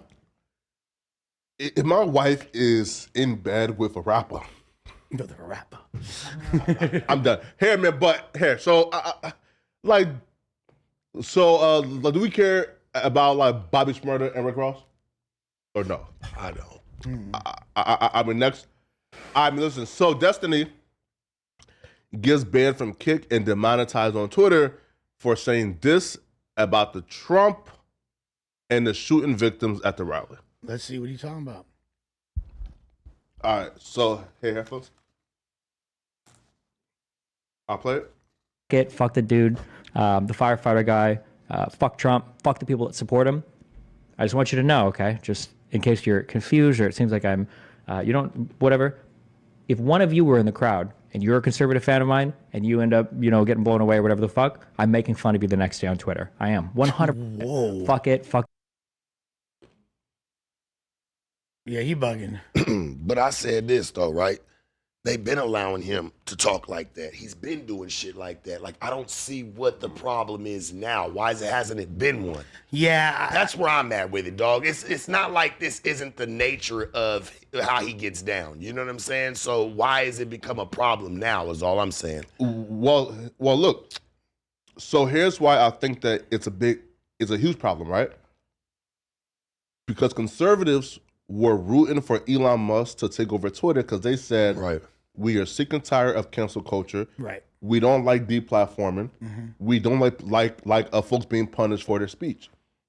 But now the same conservatives are taking to Twitter asking for him to be deplatformed and demonetized and punished for his speech. To me, that's like hypocrisy, right? That's what I'm saying. I don't get that. It's definitely hypocritical. But I think that it pretty much if you speak certain ways about the president, and that under that umbrella is included former presidents. No, as well. ex-president, yeah. Yeah, it's considered a terroristic threat, and anything that alludes to that, you know, in the post 9/11 world, although yes, has freedom of speech been compromised as a result? Yeah, but due to the excess of mass shootings that we have and all that. They don't play when it comes to anybody. So I guarantee you, why would Kick want to fucking deplatform one of their biggest draws? They were obviously receiving pressure from that's a government thing. No, sure, right? But is he never sent a threat towards Trump? And he just said he's unhappy that the person missed. And he says that he don't feel bad for any conservative who was in that crowd and got killed, right? And here's why I don't think it's out of line, right? Now, unfortunately for us, where politics like currently at, is past the bipartisan issue now, right? There are folks on either side who truly believes, right, that the people on the other side are truly evil and they are a threat to democracy and freedom. So if you truly believe in your heart that these niggas on that side are a threat to your democracy and your freedom, then why wouldn't you want them to die? I mean, it's not about wanting someone to die. Yeah. Sharp, right? Sharp, what you got to say, man? I know you. I know you can help shed some light. I mean, the only thing I'm looking at is this. And back to Destiny. I feel like this guy has been doing shit like this for the longest. He's been talking like this. This is nothing new. So I think that's what made him even comfortable to even say half this shit, because he's like, shit, I've been getting away with it. Why nobody's been stopping it? Why is it when it's finally hit a level for somebody else when it should have been a problem? Is what I'm saying, you know? Like, I don't get that shit, and I don't think I ever will. Like, shit, let him rock now. Y'all been letting him rock. Y'all been letting him say shit like this. Now, all of a sudden, it's a problem. He felt comfortable because he's been getting away with it. 1,000%. He wouldn't have said that shit if he knew, oh, it's about to be this serious issue. I don't think he wants to get demonetized, you know what I'm saying, and banned. Now, do I think... So, first of all, I'll just go on record. trying to assassinate the president, I don't condone in any. Me neither. Even if I don't fuck with it, even if it's like a president that I don't rock with, like that's that's our leader. You feel me? Like 100%. And people don't, and we take for granted the liberties we have by living in the country we do. A lot of people take that for granted. With that being said, I don't think that Destiny did anything wrong. However, I understand that it's not necessarily Kick's choice, and I know why the government is setting the precedent they are, as far as not allowing anything that alludes to potentially encouraging someone. Because him saying I would laugh at one of my fans for getting chipped. Can encourage. Yeah, that's essentially him saying, hey, this is I wish that fool would have got. That's essentially equivalent to him saying that. That's real shit. Yeah. I agree with that. 100%. No, sure. And it's doing it in a subversive way. So we're all in agreement here that we say we don't really see the issue really at hand. Like, we understand like what he was saying was fucked up, of course. But where I'm at is, why hasn't this shit's been going on, bro? Why is it a problem now? Yeah. That's where my question comes into play. Why wasn't this a problem back before? This man's been on this type of shit. Destiny's been talking like this. Well, did he actually ever say something that was in the category of a quote-unquote terroristic threat? Nah, like, or that would allude to public he safety. just said, if this happens to you, that happens to you, and this happens to you, and you're one of my fans, I'm gonna joke on you too tomorrow. I'm gonna roast you. Right. Pretty much. Which I'm assuming they're looking at as a threat or inciting that type of it. If it's not that, then I have no idea why that would be over the line. Here, right? You see, right? So look, prior to the shooting at the rally, right? Folks didn't really view like conservatives as like humans worth like protected, right? Because people just viewed them as like racist hoes, right? But after that shooting now, there's this new shift now where if you like speak out against conservatives or speak out against that, it's just like a new level of sensitivity now attached to that shooting, and folks actually dying and losing their lives. That now things that Destiny may have said about them like prior ain't really hit the same prior, because the shooting, like never happened, right? Nothing happened. Now it's sensitive, so now people are heightened, right? But again, no. Nobody here would cry if a senior citizen community of former Auschwitz guards get bombed up, right? Nobody would give a fuck. Why? Because we truly believe that these people are evil. I'll be like, nah, let them suffer. Right? Yeah. So if he believes these people, like for example, right? Do you believe that the people at the Trump rally are true racist? No. There might be some for sure scattered amongst the crowds, depending upon the state. But listen, do I think the overwhelming Trump supporters? No, are racist? not right. No. I agree with you, but his demographic thinks that every son of a bitch there are racist or deplorables or degenerates who are trying to tear down this democracy. I know Destiny not sliding for Biden though, is he? He's sliding for like. He's like Bernie Sanders. Yeah. Yeah. You feel me? Like. Yeah, you feel me, man? Nah. Or like Robert Kennedy. Yeah, and that dude's politics confused the fuck out of me because. Yeah, right. Nah, he's like a he's like a. Right, like he's like a Democratic Republican. Yeah, like I thought he was super far right with his shit, but it turns out he's not. No. He's like. Yeah, man. But hey, listen, man. Destiny, man. Yeah, man. Like we are all saying that we are against you being banned. You feel me? And feels like it's fucked up. Yeah, free Destiny. I don't see it. Next. Yeah. I don't get it. Oh, okay. So, look. So apparently, the YSL judge was recused and kicked off the case, and then the replacement judge recused herself. So now a third judge have been appointed, and she's white. So do y'all feel like this would affect this case? Like, how do y'all see this case ending, man, with now a third judge being appointed over the case? It's looking very promising. Yeah, I think That's what I think. It's looking very promising. All he's got to do is just sit back, bro. Let them hold their shit show until they can no longer. He's about to get ready to come home, dog. I ain't gonna lie to you. For real. Man. Hey, yeah. I'm not gonna lie, white is. judge lady looked like she used to get hit from behind saying, did a lot of shit just to live this hell no. life." I hope she comes in and sees that this shit's been a shit show and just closes it the fuck down. Yeah. Straight up. Like, if y'all ain't got y'all evidence right, y'all over here trying to dissect songs and all this shit. Like, look, if you ain't got your shit together, if you ain't got your weather together, let's get the fuck up out of here. People got shit to do. Yeah. This man need to get back to his life. We've held him long enough. Come on, man. We've held him long enough. We ain't got nothing that's like ooh and ah, like, and it's pushing the case. Like they're starting to dive and dig deep. It's still surface level, if you ask me. It's surface level bullshit that they're on. They're not even on anything for real. No, for show shot. Why did the second judge recuse Oh yeah. himself? So apparently, one of and her deputies was arrested for having sex with Big Briss, which is a co-defendant on the YSL case.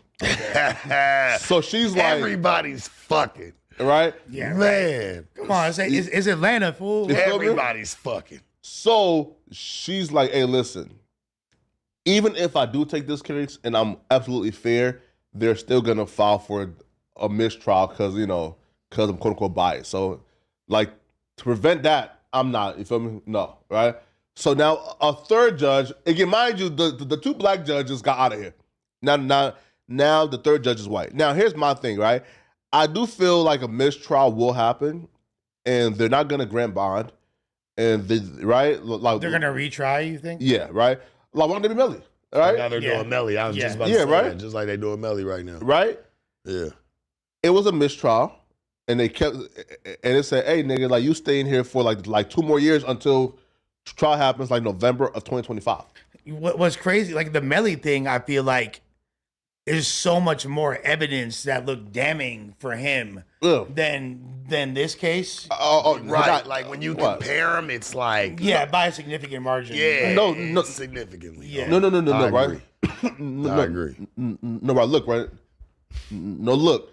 Thug had just as much evidence against him, but the prosecutors are so stupid, right? That like hey, right? Look, right, for example, Thug and he and like he rented out like hair, right? So pretty much, I know you ain't talking about that rental car. look, right. So look, no, right. Yeah, the rental car is Right? that's like If they know he wasn't in it, everybody like they've Sure.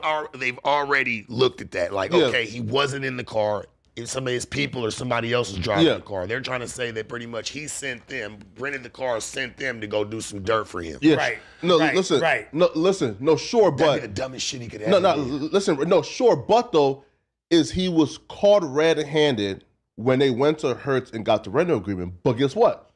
The prosecutors took an unsigned search warrant to get the rental agreement to prove that Thug rented out the vehicle. Well, then when they got to court, the judge said, well, I did not approve this. Like, this was illegal.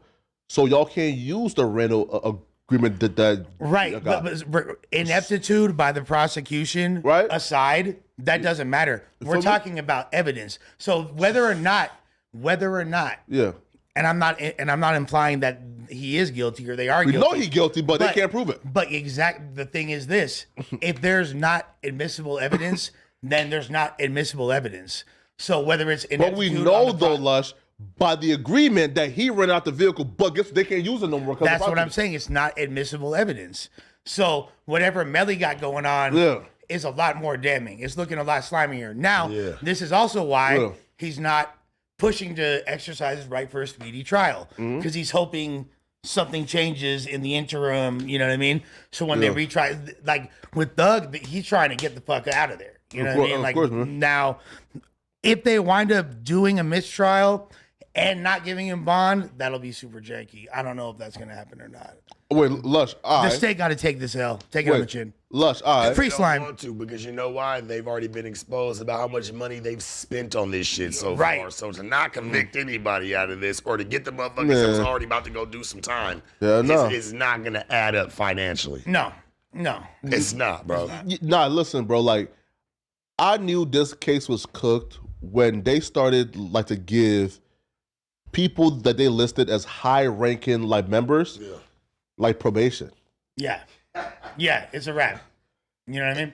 And the high ranking members, why are they getting like time served and probation? Like, you feel me? Yeah. Right? It felt dumb, man. But at the end of the day, bruh, we all know, right, that Thug is probably guilty, right? So even if we say, oh, we don't know about the murder, okay, cool. There's still a RICO case here, which they're saying Thug is the leader of a criminal organization called YSL. Which is going to be very, very difficult. To prove what? The what? Because when literally you're relying on testimony from other individuals. Nah. Like, because his songs, the history of YSL, which he was a founder, according to his for entertainment purposes. There's a difference between Cleveland, like, you know what I'm saying? There's a difference between the hood and a label. No, sure, but according to the co-founder and who testified, YSL started in like what, 2011, 2010? Yeah, around that time. Right? Now, again, now that was prior to when Thug had the resources to have a label. Well, okay, so originally he was discovered by Gucci. Yeah. They did the 1017 Thug album. Of course. He was like starting to buzz in the A. Or like, but most people didn't know who he was 2009, 2010. But by 2013 is when he like was set off. And then by 2015, he was one of the biggest artists in the world. So sure. Like, right. No, sure. Right, no, right. Sure. Right. But obviously though, right? YSL is not just a label because the people who are on trial for it are not rappers or are not rappers. Right. So being like, but still to actually define it as a criminal organization and to define Young Thug as a kingpin to the point where they're able to actually charge him as they do with RICO's for everything under that umbrella. Sure. It's very, very unlikely. Like it's very, when like you said, when some of the strongest evidence to actually make that point is not even admissible. Lush, listen, right? Lush, look. Lush. In your bullshit, yeah? Lush. Is they've been investigating since 2014. That's one. Two, fam. They got 6ix9ine convicted as a leader of Treyway. Now, I'm going to say this. Treyway had more of an argument as a label than they did not convict him as being a leader of Treyway. Yeah, never. Crazy. That never. No. We know Treyway is the leader. You feel me? Like right? No, you know Mel. Like we know those dudes. We know the big dogs are. Nine Trey. Sure, but guess what though? Is they said, yo, he was the leader who was giving out the money and funding this criminal organization. And he pled guilty to it. He was a resource. Yes, he was. To us, though, he's a resource. To them, he was a leader. Hey, I ain't gonna lie. I don't think so because if he would have knew more, he would have told more. I think he was for his homies, he was on a need-to-know basis. Yeah.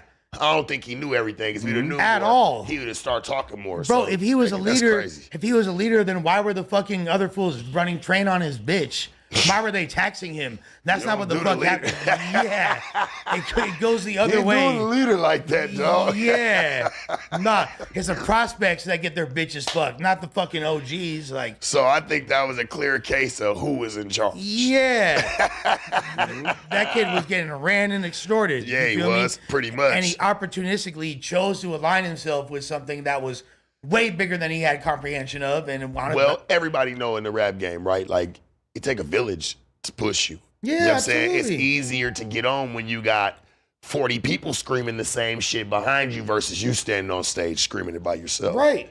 It's a little different, right? Absolutely. So I feel like that's what he did. He went and got with somebody. He had the music. He just needed the support group. He needed the team behind him. Boom. Had some niggas, hey, you got a couple dollars? Hell yeah, come on. Fund the whole shit. Yeah. Now he got an army with him. And he knew, like, they were talking about, like at the Gummo video shoot, him going and purchasing whatever the 20 red bandanas that he passed Niggas out. be broke these days, bro. They'll take not a lot at all to come out. Buying a bandana from the LIQ is not equivalent to him. You know what I Yo, mean? listen.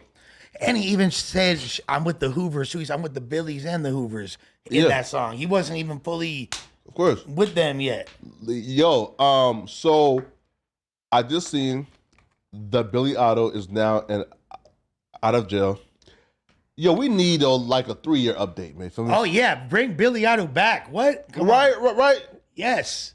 Because bro, it feels like hip hop has forgotten about all them numbers, right? Feel me, right? Like, feel me, and hip hop has like moved on. I feel like you know, a Billy Otto, a Sicko Billy, feel me, right? Like bringing them on, I feel like would be good, right? Absolutely. All right, man. Absolutely. Yo, what's next, Mikey? Just scroll down. Motherfucking block. That white judge looked freaky though. I ain't even. Oh, Pop Smoke. Yeah, let's go to Pop Smoke. So yeah. And then, Pop Smoke's mom reacts to the no jumper. Yeah, and then skip to like 2 minutes and 25 seconds, please. Have you been able? I think the is Have Yeah. Pause it. Oh, okay, boom. She went along the lines. I think she went along the lines of saying, that he's done. It's not gonna be for long or some shit. Our like that. intimate moments off camera, breaking bread with each other, and it makes me so angry to see someone who was granted another chance at life do interviews and be so disrespectful and disintuned and disingenuous. It makes me so angry, and I find myself writing and like, you are scum of the earth, and then I just kind of like reel back and say, Titi, that's not the energy that you need to have. But it makes me so angry, and I often think about you and how you may feel, and if you even pay any of that any attention, or you close it all out. I'm not tuned into that. It's not so much that I'm closing it out, it's that it's just not a part of my world. So I have people who will come and say, have you heard? You know, people will hit me up on, Ma, you okay? And I'm like, yeah, what's the matter? And I felt the way when you just said that he was being disrespectful, because I've been told that he's been interviewing and being disrespectful, and I gotta let that go. Yeah. Because that'll eat me up. Yeah. I gotta let that go. Yeah. Because the bottom line is your life is over. Yeah. His life is finished. He's living. But if that's his approach to what he's done, life is done for him.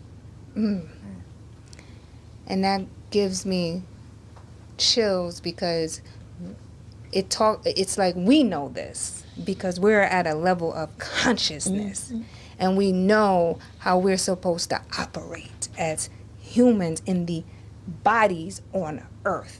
And when you're not operating in that space, your life is over. And although you are here and you have these arms to move and these legs to walk and these lips to yap. We heard enough? Yeah. Okay, so Hey, she's a dope interviewer, but she kind of dope. She sounds like Elmer Fudd, but she's fire. So I look at it like this, right? For everybody that was expecting this kid to come in and give this fucking prolific Barbara Walters special, like, let's just start right there, dog. Like, everybody expected this kid to come in and like, it was supposed to be a Barbara Walters special. He's supposed to have a turtleneck on. It's supposed to be a 3-night event of like all this shit, right? First and foremost, he's a fucking kid. Yeah. He said what probably any other kid was gonna say, man. You know what I'm saying? You could tell he didn't know what to say or even how to say it. He said what first came to his mind, which is a bunch of bullshit. And like I said, R.I.P. to Pop Smoke. But there's a lot of kids out here living their damage like him. You know what I'm saying? He didn't even know how to really answer the questions thoroughly. You know what I'm saying? He's just like, I'm not sorry. Like he's trying to still register it. Hell, you know what I mean? Yeah. Like this is a fucking child here still, bro, mentally. He might be grown, might have some hair on his nuts. You know what I'm saying? He might take a shit, it stinks, but still a child overall. Yeah, absolutely. You know what I'm saying? Especially with your development arrested like that, where you're during your childhood years, you're outside sliding, gangbanging, doing all that shit, and then you spend your formative young adult years being incarcerated. He pretty much said, I wish this didn't happen. Yeah, he did. You know what I'm saying? But it come with the territory. Yeah. And how he's living. You know what I'm saying, bro? And that's a true representation of what's fucked up out here. We gotta stop trying to sit there and put, like I said, put limitations on or trying to sit there and say this person's wrong, but this person's not. Like, we gotta stop playing selective politics in that and look at this shit as a whole and look that there's a real problem. Yeah, and honestly, I don't think that kid. You're right. I also don't think that kid had the eloquence to properly express his emotions and a lot of it. But I do feel like, shouts to Mama Pop for sure. First of all, you can see so much. I never seen Pop Smoke's mother prior to this. Like you can see so much of him in her. Like she talked like him. Like there's that, she got that. Do you feel like she was saying your life is over because you're destined to crash out? Or do you think she was like, this big woo on mine, we pushing lines? Quality, no. And she's talking about it's his energy. Right. Spirit. And his spirit, his quality. Right? On the inside. Right. If you have like that much hurt, darkness in you, it's almost impossible to live a life. You feel me? You're already dead. Now listen, I had a conversation, man, like last night, man, with an OG man that I really respect, right? And he sent me this and said, yo, Flakko, go back to the interview that like No Jumper did, right? And just tell me anything, positive, not positive, impactful. Just tell me anything that you can take away from that interview. And I came back and said, I don't have nothing. And he said, that's my point, right? You see, like folks love to compare in this interview to the Keefe D shit. And I did too. Yeah. But that's a right? Genuine comparison. Sure. But though, this interview was an anomaly, and here's why, right? Even with Keefe D and Tupac, years went by. No. Or Pac did something and they retaliated. It's almost unheard of that we see somebody kill a beloved figure in hip hop, unprovoked, had no smoke with them.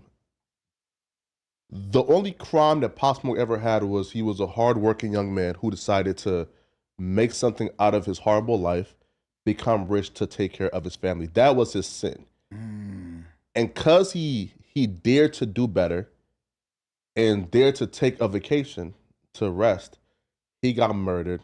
And we not only platformed that, but we paid and compensated that person to come on here and antagonize, right?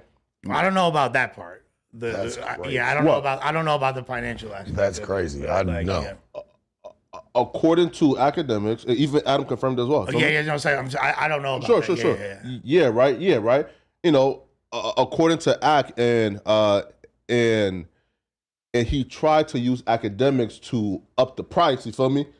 Like negotiate. Yeah, right. He's a kid, dog. Right? Yeah. No, true. No, true, right? And he's a kid, but mentally, he's a child. No, sure. And age-wise.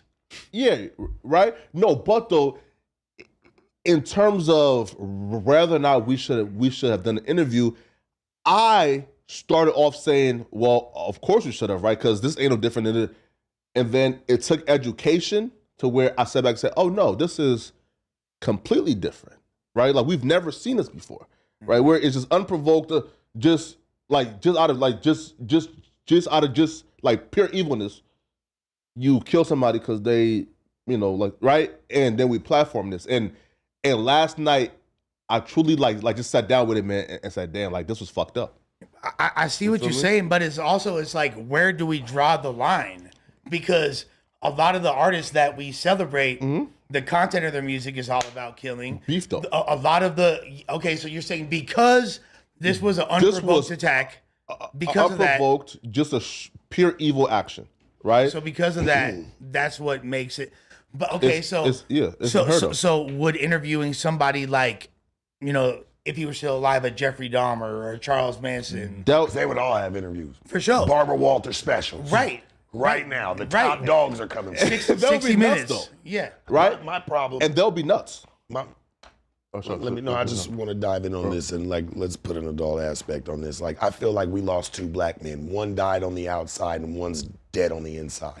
Yeah. We lost, we're just losing people all the way around, dog. I just want to know when this shit gonna at least slow down. I get not everything can just stop and come to a halt, Right.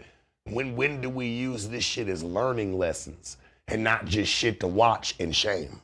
No, I think that's an amazing point, and it's also a really interesting take that you brought up as far as it being just unprovoked. The fact that it was unprovoked does put it in a different category. As much as compensation being there as well. Right, that's happening every day. Yeah, it's for happening sure. right now as we're cutting this right now. Somebody's going through that right now, maybe 10 blocks down the way. Of course. It's happening all the time, bro. Right. I say, why do we wait for something like this to happen to this magnitude to be like, okay, enough's enough? Yeah. And then that's what I say. Like, that's why I always go back to that shit. Like, why is it always had to be select politics when it comes to that? It's like, okay, now we can say it's enough. Why wasn't it enough before? Just like with the Destiny situation. Why wasn't it enough before? The man's been on that type of shit. Why is it now it's starting to get a magnifying glass on it and now it's become a problem? Because somebody can't listen to some music? Man, there's people out here ain't ever gonna see their babies again, dog. No, brothers and sisters, like it's fucked up. No, like for example, right? Even like with King Von, right? There was an I was gonna bring him up. Thank you. Yeah, right.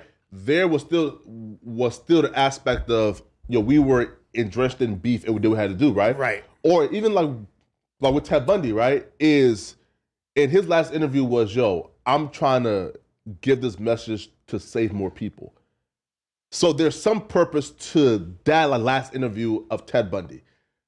This dude came, was unapologetic apparently, and it did nothing, it served no purpose but to antagonize the family of Pop Smoke, the loved ones of Pop Smoke. And then all that interview did was, listen, if anybody watched that interview who loved Pop Smoke, it don't bring closure. No. It did nothing but antagonize. But do you feel like, but do you feel like and that, he was compensated to antagonize. But was that Adam's intention? No. Did Adam set that? No. In fact, did he not give him ample opportunity to express remorse? No, sure. Do you think that Adam or anyone would have anticipated? Hey, dog, this ain't the Supreme Court over here, dog. Yeah. There's not impact statements being given out, like, or where he's got to say he's sorry or anything like that. He's not in a court of law anymore. He feels in his mind he did everything he was supposed to do behind that, whether it was having juvenile life, whatever. Mind you, he was a juvenile, dog. Yeah. He was underage when all this happened. Yeah. What I saw was a kid that was probably being heavily coached, didn't even have the ability to properly express himself. No. And was completely just, overwhelmed by the whole situation. Now, does that justify his actions? Absolutely not. Fuck no, it doesn't. You know what I mean? And it goes back to what I said earlier of No Jumper being known as a platform that makes people famous. That doesn't mean that every person that appears on this platform, whether it's that guy, whether it's Jack Like Jess, whether it's whoever, whether it's Richard Spencer, Destiny, whoever, it doesn't mean that Adam's beliefs are in line with that or he's trying to platform them to help them ascend. He's merely trying to conduct interviews, do media, and tell stories. No, look. And nobody is saying that this kid should not be able to have a life, right? Meaning this, right? If he takes this and turn it into a positive and live a life where he has a positive impact on his community, then in a weird way, that's still a net positive out of the situation. Because somebody, and I'm like, I gotta say it and look at it for what it is for face value. Just because somebody kills somebody don't mean they gonna change their life. No. You know what I'm saying? Mother gonna change when they're ready to change. He's still a young man, bro. He's still he hasn't, we're not talking about like a 33-year-old that said, man, he's done a lot in his life and now he found Jesus Christ. Right. You know what I'm saying? I think that's what a lot of people were expecting from him. To come in and be like, man, I turned my life to the Lord. I'm trying to help do this, do that. I think it shocked people that it sounded like he's doing the same shit he was doing before he got locked up. And I think that fucks with people's minds. I'm like, he never, jail doesn't rehabilitate anybody. No. That doesn't rehabilitate anybody, dog. So that I hate when people see motherfuckers say, oh, well, they did all this time, they come out and do the same shit. Well, you never really got rehabilitated. You get locked up for deterrence and retribution, to deter future crimes and for retribution for the acts that you've committed. Has got nothing to do with rehabilitation. That's At all. That's an afterthought. So to expect him to come out and be like, you know, like I said, have all this prolific shit to say and, you know, twist it around and be like, I wish I could have turned back the hands of time. And he said something along that lines. He just said, I'm not sorry. Right. You know, and whatever the fuck registers in his mind, that's the problem, bro. It's because what's sick is he believes that. Yeah. That's what's sad. Is that you can see he believes that. You know what I'm saying? Because that's all he knows. Yeah. Nobody taught him nothing. He has a very limited perspective. Nobody taught him nothing, bro. I pray that young man gets it figured out, and you know, I pray that it seems like Mama Pop is in a very Of course. No, like and for the people who are, I guess, angry or upset that this kid is free, your anger is misplaced. You shouldn't be mad at him that he's free. Be mad at the legislators, at the justice system, who put the laws in place where if a 14-year-old picks up his gun and kills 20 people, he gonna be out by 19 or 21 max. There is discretion to try as an adult. Or how? There are instances. Oh no, there's motherfuckers that got tried as an adult. Yeah. No. Here in California though, this It's new rare. DA. It's rare. It's rare. Yeah. It's rare. Why? Yeah. Yeah, you go to why? Yeah. Shit like that. Yeah, exactly. Yeah. Right. Fam, listen. Like, as soon as he took office and he apparently got rid of life sentences for, bro. He made it clear. If you are under the age of 16 years old, you're going to have 2 lives. Meaning, bro, you can do whatever you want to do. Go out and kill 20 niggas, man. Yeah, they're going to send you to YA, fire camp. Yeah, you got it, man. Feel me? So, hey, right? So, if I'm in the streets, bro, what's stopping me from saying, hey, bro, and here's $5K to any little homie? You feel me? Slide on him. We might need to reevaluate that. I'm not gonna lie. We might need to reevaluate. It's crazy, especially with the frequency of the murders in our city being committed by the youth. And yeah, we might need to revisit that at a certain point. Yeah, because I ain't gonna lie, because a kid don't know that law, right? Before he can recite his social security number. Yeah, to you. before they know their times tables. He'll let you know that, hey, I know I can get away with this shit. You know what I'm saying? Yeah. I know the law on this, but he can't even tell you his times tables or tell you his social security number, bro. Right. You know what I'm saying? Right. And their OGs tell them at a young ass age, you're gonna be all right, don't trip. And imagine a 12-year-old. Yeah, exactly. So and then at a certain point, it's like, where do we draw the line? But I know we have a couple more topics, but I have a question for each one of y'all individually, because you haven't spoken on this on No Jumper, and it's my first time seeing you since then. First of all, fire ass Sauce Walker interview. You feel me? Like, ooh. Thank you. With that being said, you guys had a really interesting debate. You feel me? I want to know Sharp's takeaway from the OnlyFans versus traditional pimping debate between you and Sauce. I had an interesting conversation with a young lady the other day that actually does OnlyFans and porn and shit like that, right? And she even said, she's like, a lot of us, like, this shit's slowing up. She's like, a lot of us are converting or going to hoeing. I was like, and there it is. I said, that was the day I was waiting for. I sat back, I said, I'm not even as happy as I thought I would be when I finally heard one of those chicks say something like that. I was just like, damn, what goes up must come down. What happens is once something gets oversaturated, it fucks up the money for everybody. It's too many players in the ball game now. You know what I'm saying? It's too many players on the field. So now everybody's in there bumping heads and you know what I'm saying, bumping shoulders, trying to get a buck. And it's like, shit, the whole game wide open. You dig what I'm saying? People are starting to get tired of videos and pictures. They want the real thing. But do you still have the same aversion to it that you did before, like when you had Church on there, the whole Tucker the Toe Sucker? Well, I understand it a little bit better now. Okay. I understand it a little bit better now. You know, like, hey, shit, it's just changing within the times. You know what I'm saying? There's just other entities other than pimping and hoeing that's going on now. You know what I'm saying? Because this is what I say, bro. See, this goes to show even squares want to touch that type of money. You know what I'm saying? They just don't want the stigma or the label of being known as a hoe or being known as somebody who gets money off a bitch, whatever, right? They just don't want the label, but people still want the money. Right. You know what I'm saying? It just goes to show you, man. But now they're called sex workers. And yeah, it's now like, it's sex workers, and like, you know, this is the square's eyesight on things now. You know what I'm saying? I'm like, shit, we've been looking at it like this. Y'all just got here. Welcome.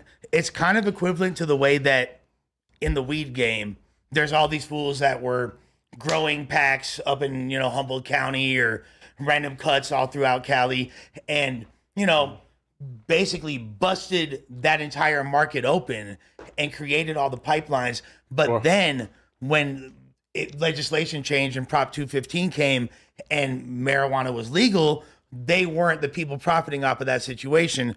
All the, as you say, the squares, not the outlaws that were the ones on the ground now floor. they're starting to get stumped, and now they're starting to be brick walls where they're like, damn, how do we get through this? You got tech bros that just put their inheritance up and boom, all of a sudden, you fucking OG fucking jelly tuna on in Humboldt County is out of business. It's like this, when shit fails, they're like, fuck, we still want that kind of money, but what do we do now? We always said we'd never be hoes. Yep. And once that idea pops in the mind, baby, it's like a gateway drug. You dig? Once that pops in, you might say no today, but damn it, give it a couple months. Give it that time where you got to really pay for something and you ain't got that money. Right. But you've been kind of on the fence of doing this type of shit already anyway, so it's like, fuck it, let me try it once. Right. And obviously now the climate of society is encouraging that way more than ever before due to things like OnlyFans. So although that might have been a break in the traditional way that pimping went down, it kind of still fed the ecosystem to the point where it's right back. It's just, man, it's a revolving circle, man. It just comes back in full circle. But it's dope that to see you and Sauce, having that debate and sprinkling game and I say this, man. It doesn't matter what the bitches do, and hey, shit, for even him to each their own. I get it now, like that's cool. But I just told him I could never do that shit on me. I come from a different walk of life. I can't be a part of that, my nigga. It's just some things we gotta say no to. Yeah. You know what I'm saying? It's not about the money. It's just about who you are as a person, you know what I'm saying, and what you stand for. Shit, he felt like crossing over and going and getting on camera and doing a whole bunch of freaky shit. Hey, that's cool. That's on him. No, that's on him. Like, no offense to him. He's still a good dude. Like, I'm not taking nothing from him. But he knew what I was saying. When I told him, I said, me and you both know that's not the game. I said, you know better. Yeah. And he said, you're right. You know what I'm saying? He knew, like, so he had to make that choice on his own. It wasn't just because that's just the way it goes. Yeah. And I just want people to understand that. Like, he made that choice. It's not, oh, here's the next level. Okay. You get what I'm saying? It's just a different path. He just took a different path in it, you know what I mean, than others. But, hey, shit, man, shout out to him, man. I appreciate the interview, sitting down with him. Hopefully me and him, we sit down again more in the future. That's one of the best rappers in the world, in my opinion. I love Sauce. I fuck with Sauce. Sauce a good dude. And I fuck with him. Flakko, so my question for you, What's up? what is up with the you and ODM Slim situation? Where are we at with it now? What? Who? ODM Slim. Oh, I love how Flakko's always like, who? What is Been tripping? yeah. Huh? Y'all been tripping? I think I seen something about that. Bro, listen. It seemed like there was that y'all had gotten into it, and then was it on Clubhouse or some shit? And like it wasn't Clubhouse, it was like Discord, I think. And y'all were arguing, and then is it squash now? Like what's going on? Oh, we get into it. Okay. Nah, that shit is fake. Feel me? Yeah, Okay. Here. Look, right? If like I've only met Slim a couple of times, and then you see him on social media, like making hundreds of videos about me, like clearly, like he don't have no beef with me, right? Because like, why would you be so focused in and honed in and obsessive and making hundreds of videos about somebody that you don't know? You feel me? Like that, right? I say that all the time, but you know what? We all know that people can believe what they want to believe anyway, though. That's why people put those hundreds of videos out, because what it does is it paints narratives. Yeah, that's people love narratives. There's people making videos about all of us right now. Right now, bro. Right as we speak. Right? So his hostility and animosity towards me had to have been fake, right? Because you don't really know me like that, right? Like, we don't talk, we don't kick it, right? Feel me? Right? So you making hundreds of videos about me, right? Like, making like 99.9% of your content about me, obviously, it's not real, right? So listen, man, I wish that man the best. You feel me? I wish him much success. If he feels like talking about me is how he's gonna build a fan base, hey, then listen, then like I hope that he's successful, right? Me, brother, I'm about to go on to bigger and better things, you feel me, right? You know, right, like... Are you killing it, fool? Right, bro, like, I have some new shit dropping, right? So, like, like right now, bro, I'm just completely focused on just growing this business and just focusing on a bigger and better bag, right? You feel me? And to all the other channels, man, who 99.9% of their content is about Flakko, I wish y'all the best. Because, again, I'm not that big, and y'all probably ain't really gonna like get any success from it, right? Because I'm not that big, feel me, right? But hey, you know, if hating is how y'all pay your bills, man, then hey, you know, feel me? You feel me? Then then I'll be it, you know. Say less. Yeah, man. Okay. Shouts to both of y'all. And this is a general question because I don't know what's going on with it. Sure. When Milk74 posted that picture of him in the tent, was that a joke? He's not like really homeless, actually, like, right? Like, wait. You didn't see that? Wait, Milk74 posted a picture of it. It was like, I want to say 4 or 5 days ago, on Instagram, and people were reacting to it. Nina Boy did a whole reaction to it. Bro, that's just a joke, right? He's not really homeless. Oh yeah, Milk be trolling, bro. Milk trolling, okay. Yeah, all but right. man, nah. Because bro, the fact that people were like, because Nina Boy and I know they used to be into it, did a whole reaction, and then Hater World reacted. I love Nina Boy, man. Yeah, Nina Boy's hilarious, bro. I love Nina Boy, man. Like catch it though, and then that fool Hater World wound up doing a reaction of it too. Oh, also the homie. But I'm actually doing like in Haters World on the 30th. Fire. Listen, man, I'm excited. Listen, I became a fan of Haters World after he exposed that racist dude. You feel me? Oh yeah. Oh, the Norby situation. Yeah. Yeah. Hater World's a real dude, bro. You feel me? Hey, listen. After that, listen, he got my 100% support on whatever he want to do. You feel me, man? It don't matter. The boy Milk really in the tent? Nah, man, that's just some.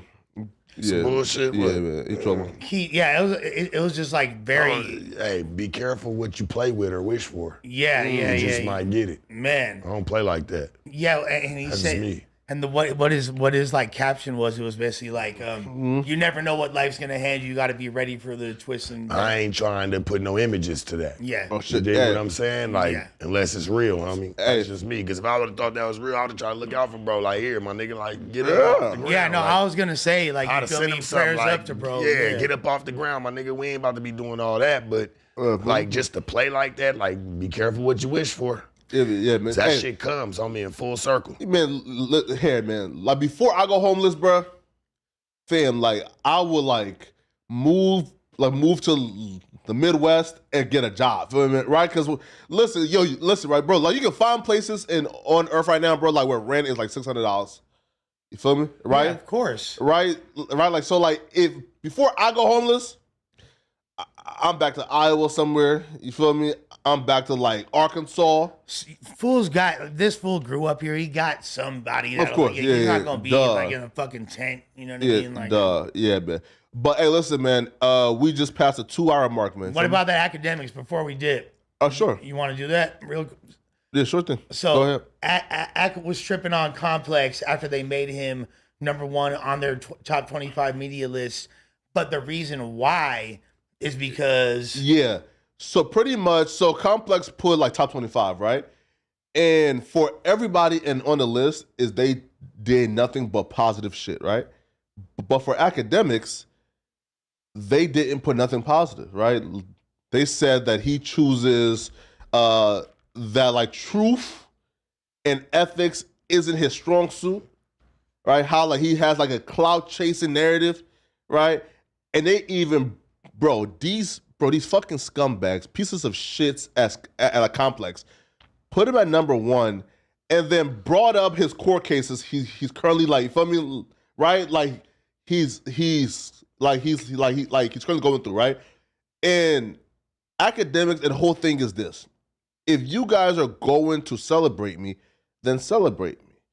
or at the very least, treat me the same as you treated everybody on the list. Or don't bring me up at all. Right? Yeah. Right? Because look, Don't bring me up at all. because Joe Budden was on the list, Charlamagne was on the list, and both have some, former employees or just had static with Complex. Well, Joe Budden was a former Complex employee as well. Yeah. Well, that and there are some incidents that are Contentious.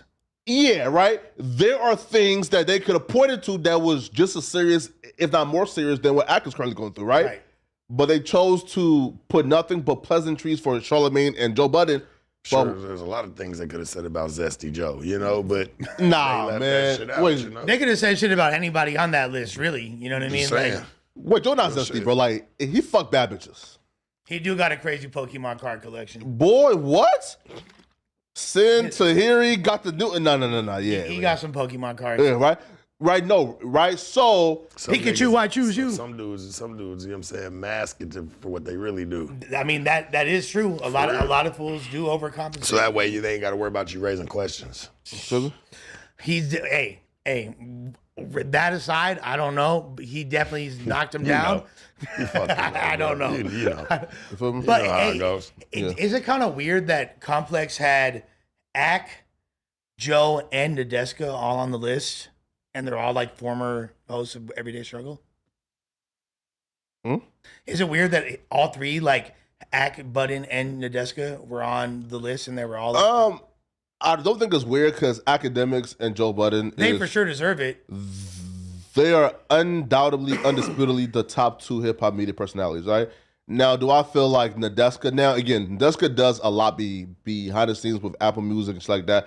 So I'm not gonna have an issue with it. Yeah, me neither. But I wasn't aware she was still active like that. If it was my list, she wouldn't make it. But I'm not mad that Complex, right, a corporation and infrastructure that funds and runs by gatekeepers, I don't feel like it's out of ordinary that like they will put Nadeska, Jinx, and others on the list. You feel me? And she's raw. Like I definitely rock with Shorty. Do you think what are your thoughts on Kai and like his placement on that list? Yeah. Like Kai being there makes absolutely like no sense at all. So Adam and Brick were tripping on me for saying that Kai isn't a hip hop media personality. Like that's right, what, like, that's literally what I said. yeah, Kai's a gamer, like the streams. But Adam and Brick like were telling me how wrong I was. Why? Because essentially what Brick said is that's when labels are rolling out an album, Sure. that's who they're giving their budgets to. Are those people? That's who they're promoting through. Wait, Which does make sense. And Wait, though, right? And he does promote rappers. wait, sure. If Kai Cenat is a hip hop media personality, then why isn't Andrew Schultz on that list? I mean, he And he has a hip hop podcast, right? I would say there's Right? I agree with you. I consider him a different category. Now, is Duh. he adjacent to hip hop culture? Duh, yeah. 1000%. Kai built his following off of gaming. For sure. Yeah. Yeah. He just And transitioned. Yeah, it's literally He just transitioned him. Nah, listen. Like he's still streaming, but they come and like they play video games. Bro, like he's not. Listen, even now, like Kai Cenat is a streamer who play games, right? He's not a hip hop media personality, right? Like, and if we count Kai Cenat as a hip hop media personality, there's a slew of other people that I can name. Like, for example, Shannon Sharp. Yeah. Should be there then, right? Hell yeah. Well, I mean, like, Right? is And he Came in striking. yeah, like, And he has about like 10 rappers, right? Like interviews like this year. yeah. Because that does move the goalpost. to the Right. point where then, yeah. I don't consider Kai Cenat. Is he one of the most influential people to hip hop culture? Yeah. Yes. Of course. He's a huge influence. Of course. But that's not the same thing as Of media. course. No, and I had a big issue with Elliott Wilson being number 5, and here's why. In 2020, again, there's no Akademiks, there's no Flakko, there's no jumper without Elliott Wilson. Yeah, he's one of the goats. He's the trailblazer. He's one of the goats of this hip hop media shit, right? Him and Benzino, yeah. right? But in 2024, And I'll throw Bobito on there. Of course. There's a few other names, Sway. Yeah, right? Yeah, right? Fair, right? Look. But in 2024, Elliott Wilson doesn't move the needle, right? Especially if you put DJ Vlad at number 6 and Elliott Wilson at number 5, it's kind of like what do we even what are we talking about? And Adams number 22 and dropped 3 points from the previous year. I'm gonna be real, like 22, bro. Adam is so hated that I'm shocked they like even included Adam, right? They have to. Cause they despise for real. They despise No Jumper that I was shocked that like they were even honest enough to put Adam, bro. Yeah, we're hated. Yes. Don't they be tripping on Act like that too though? Nah, he gets man. a lot. Vlad, they all get that type of scrutiny to a degree. Listen to me, bro. Like my top 3, man. And here's my top 3 that I feel like should have been top 3. It should have been Akademiks, Joe Budden. Now, mind you, Joe Budden is there, and not the Joe Budden podcast. It's Joe Budden, right? Mm-hmm. 3, I think it should be Rory, right? At number 3. Now, here's why I put, Now, again, I'm not saying the Rory and Maul podcast is 3. In terms of hip-hop takes, commentary, insightfulness, I don't think that we could really put like too many niggas with a candle up to Rory in terms of his hip hop takes, right? Oh, is that right? Yeah. Hey, Rory's fire, by the way. This is not me. Oh, Rory to me, like, listen, bro. So you're saying nobody can hold a candle to his takes? Look, right? Look, if Rory and Maul like podcasts chase clout a little bit more, right? And went out of like their body to do certain things to get more views. Oh, I'm putting him above like Joe and possibly Act. In fact, Act to me is number 1, right? But Rory to me, just in terms of people who I enjoy listening to talk about hip hop, Rory is like one of the greatest to ever do this shit. No, he's dope. Let me ask you a question. Sure. I don't want to lack self-awareness. I don't want to get. I'm trying to hold it in when this nigga be talking. Yeah. Bro, he be over here glazed. I don't want to fall victim to bad podcasting, main character syndrome. Oh, sure. Or any such related. Sure. Where the fuck do I fit in to that conversation then? I feel like why the fuck? You sure. feel me? Like, no. Because I don't feel like I'm anywhere near top 25 as far as but as far as takes, knowledge, look, discussions. Here, right? What? Look here, right? Look though, right? So now look, and here's what sets Rory apart, right, from a lot of people, right? I feel like in terms of your strengths, in terms of like the extreme hip hop knowledge, I feel like Rory, he matches you in terms of your hip hop knowledge. But he's just much more talented in terms of takes. You feel me, right? How so? What I got to do better to get like him? Bro, I can't tell you, listen, if I knew, then like I would also be imitating, right? Right. But I can't tell you the sauce because I don't know the sauce. You feel me? He just got the sauce. I'm not gonna say that he has bad takes because I actually agree with the vast majority of what he says. Of course, we might vary here and there. I like Rory's takes. Yeah. I do. Yeah. However, I don't think that there's a huge as far as knowledge. Move the goalpost, Lush. Move the fucking goalpost. I'm moving that bitch. Yeah, 10 yards. In terms of hip hop knowledge, bro, and he matches you. Matches, that's debatable. I would like to. I'll put myself against anybody in the world as far as we could do. I don't know what the metric would be, if it would be some type of trivia thing or long form discussion. I don't really know how we would be able to even what we would use as a barometer to judge that. But No, Russell, look, right now, look, sorry, Russell, look. So in terms of like judging, I know more than everyone. No, I'm just playing. No, right? In terms of judging like the hip hop knowledge, right? But that's what makes Rory special, right? Is he also has like the deep knowledge, but he still comes across as like a color commentator who just like he just like hilarious as fuck. has like real like insightful off the wall takes, but yeah, right, like is he matches like the hip hop knowledge of a U and a B dot, Okay, but he still has the takes of like a Charlemagne and a Joe Budden and the Academics. You feel me? And do you think those takes, because they're more polarizing and they're more they incite more conversation? Is that basically what you're saying? Like, Nah, yo, like you don't even like.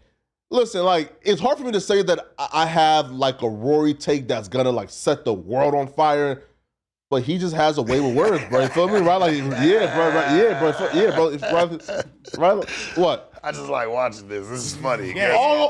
He's really waiting for you to give him some type of validation. Oh, you believe that you're better than Rory? No, I do not believe. I don't believe that. No, I don't need. He just wants to know why they're not on the same No, conversation. I'm be real. genuinely asking what I need to do right? better. No, so look. I could get like that. Right? Because when it comes to when it comes to like just the cultural knowledge and the insight and the ability to express myself, I got that. But I'm far away from that impact, so I want to know what the fuck I got to do to improve. That's really what it is. I don't need the validation. No. Lush, right? I want the fulfillment, baby. Lush, no, sure, right? But here's why you would probably not be on this list, right? No, I know I'm not on the list. You are under No Jumper. Right. Get his ass though, bro. Yeah, fuck you, bro. No, right? No. Win, lose, or draw. Sure. No, right? You are under No Jumper. Like, for example, right? Is Joe is on the list. Queens Flip, Ish Ice, they're not on the list, right? Right. So for you will have to like, just grow and, just form your own thing, right? Now listen. That makes sense. Right? Now me personally, because I'll be real, bro. I should be here, right? Oh, now the truth comes out. And here's why, right? He looked at me with a dead serious ass. Wait. I'm not disagreeing. But wait though. In terms of two people that's there, Arshawn and Nadeska. Now, Arshawn is part of our new class. I love Arshawn. Mm-hmm. I have more IG following, more YouTube following, and I watch Arshawn in views per month. So, it impact. So, there's no argument for why Arshawn is on that list and over me. It's not even like a discussion. But I fuck with Arshawn and I'm happy for bro he's on there. But in terms of me being there, for sure. And Nadeska. More YouTube, IG, everything, right? I have my own platform, right? She's sort of attached to Apple Music, cool, right? So, do I think that I should be there? If those two people are there, then I should be there. But if we're just talking objectively, I can name 25 hip hop media personalities before myself. Right. Right? Like, for example, I think for sure that the Street Life production should have been there.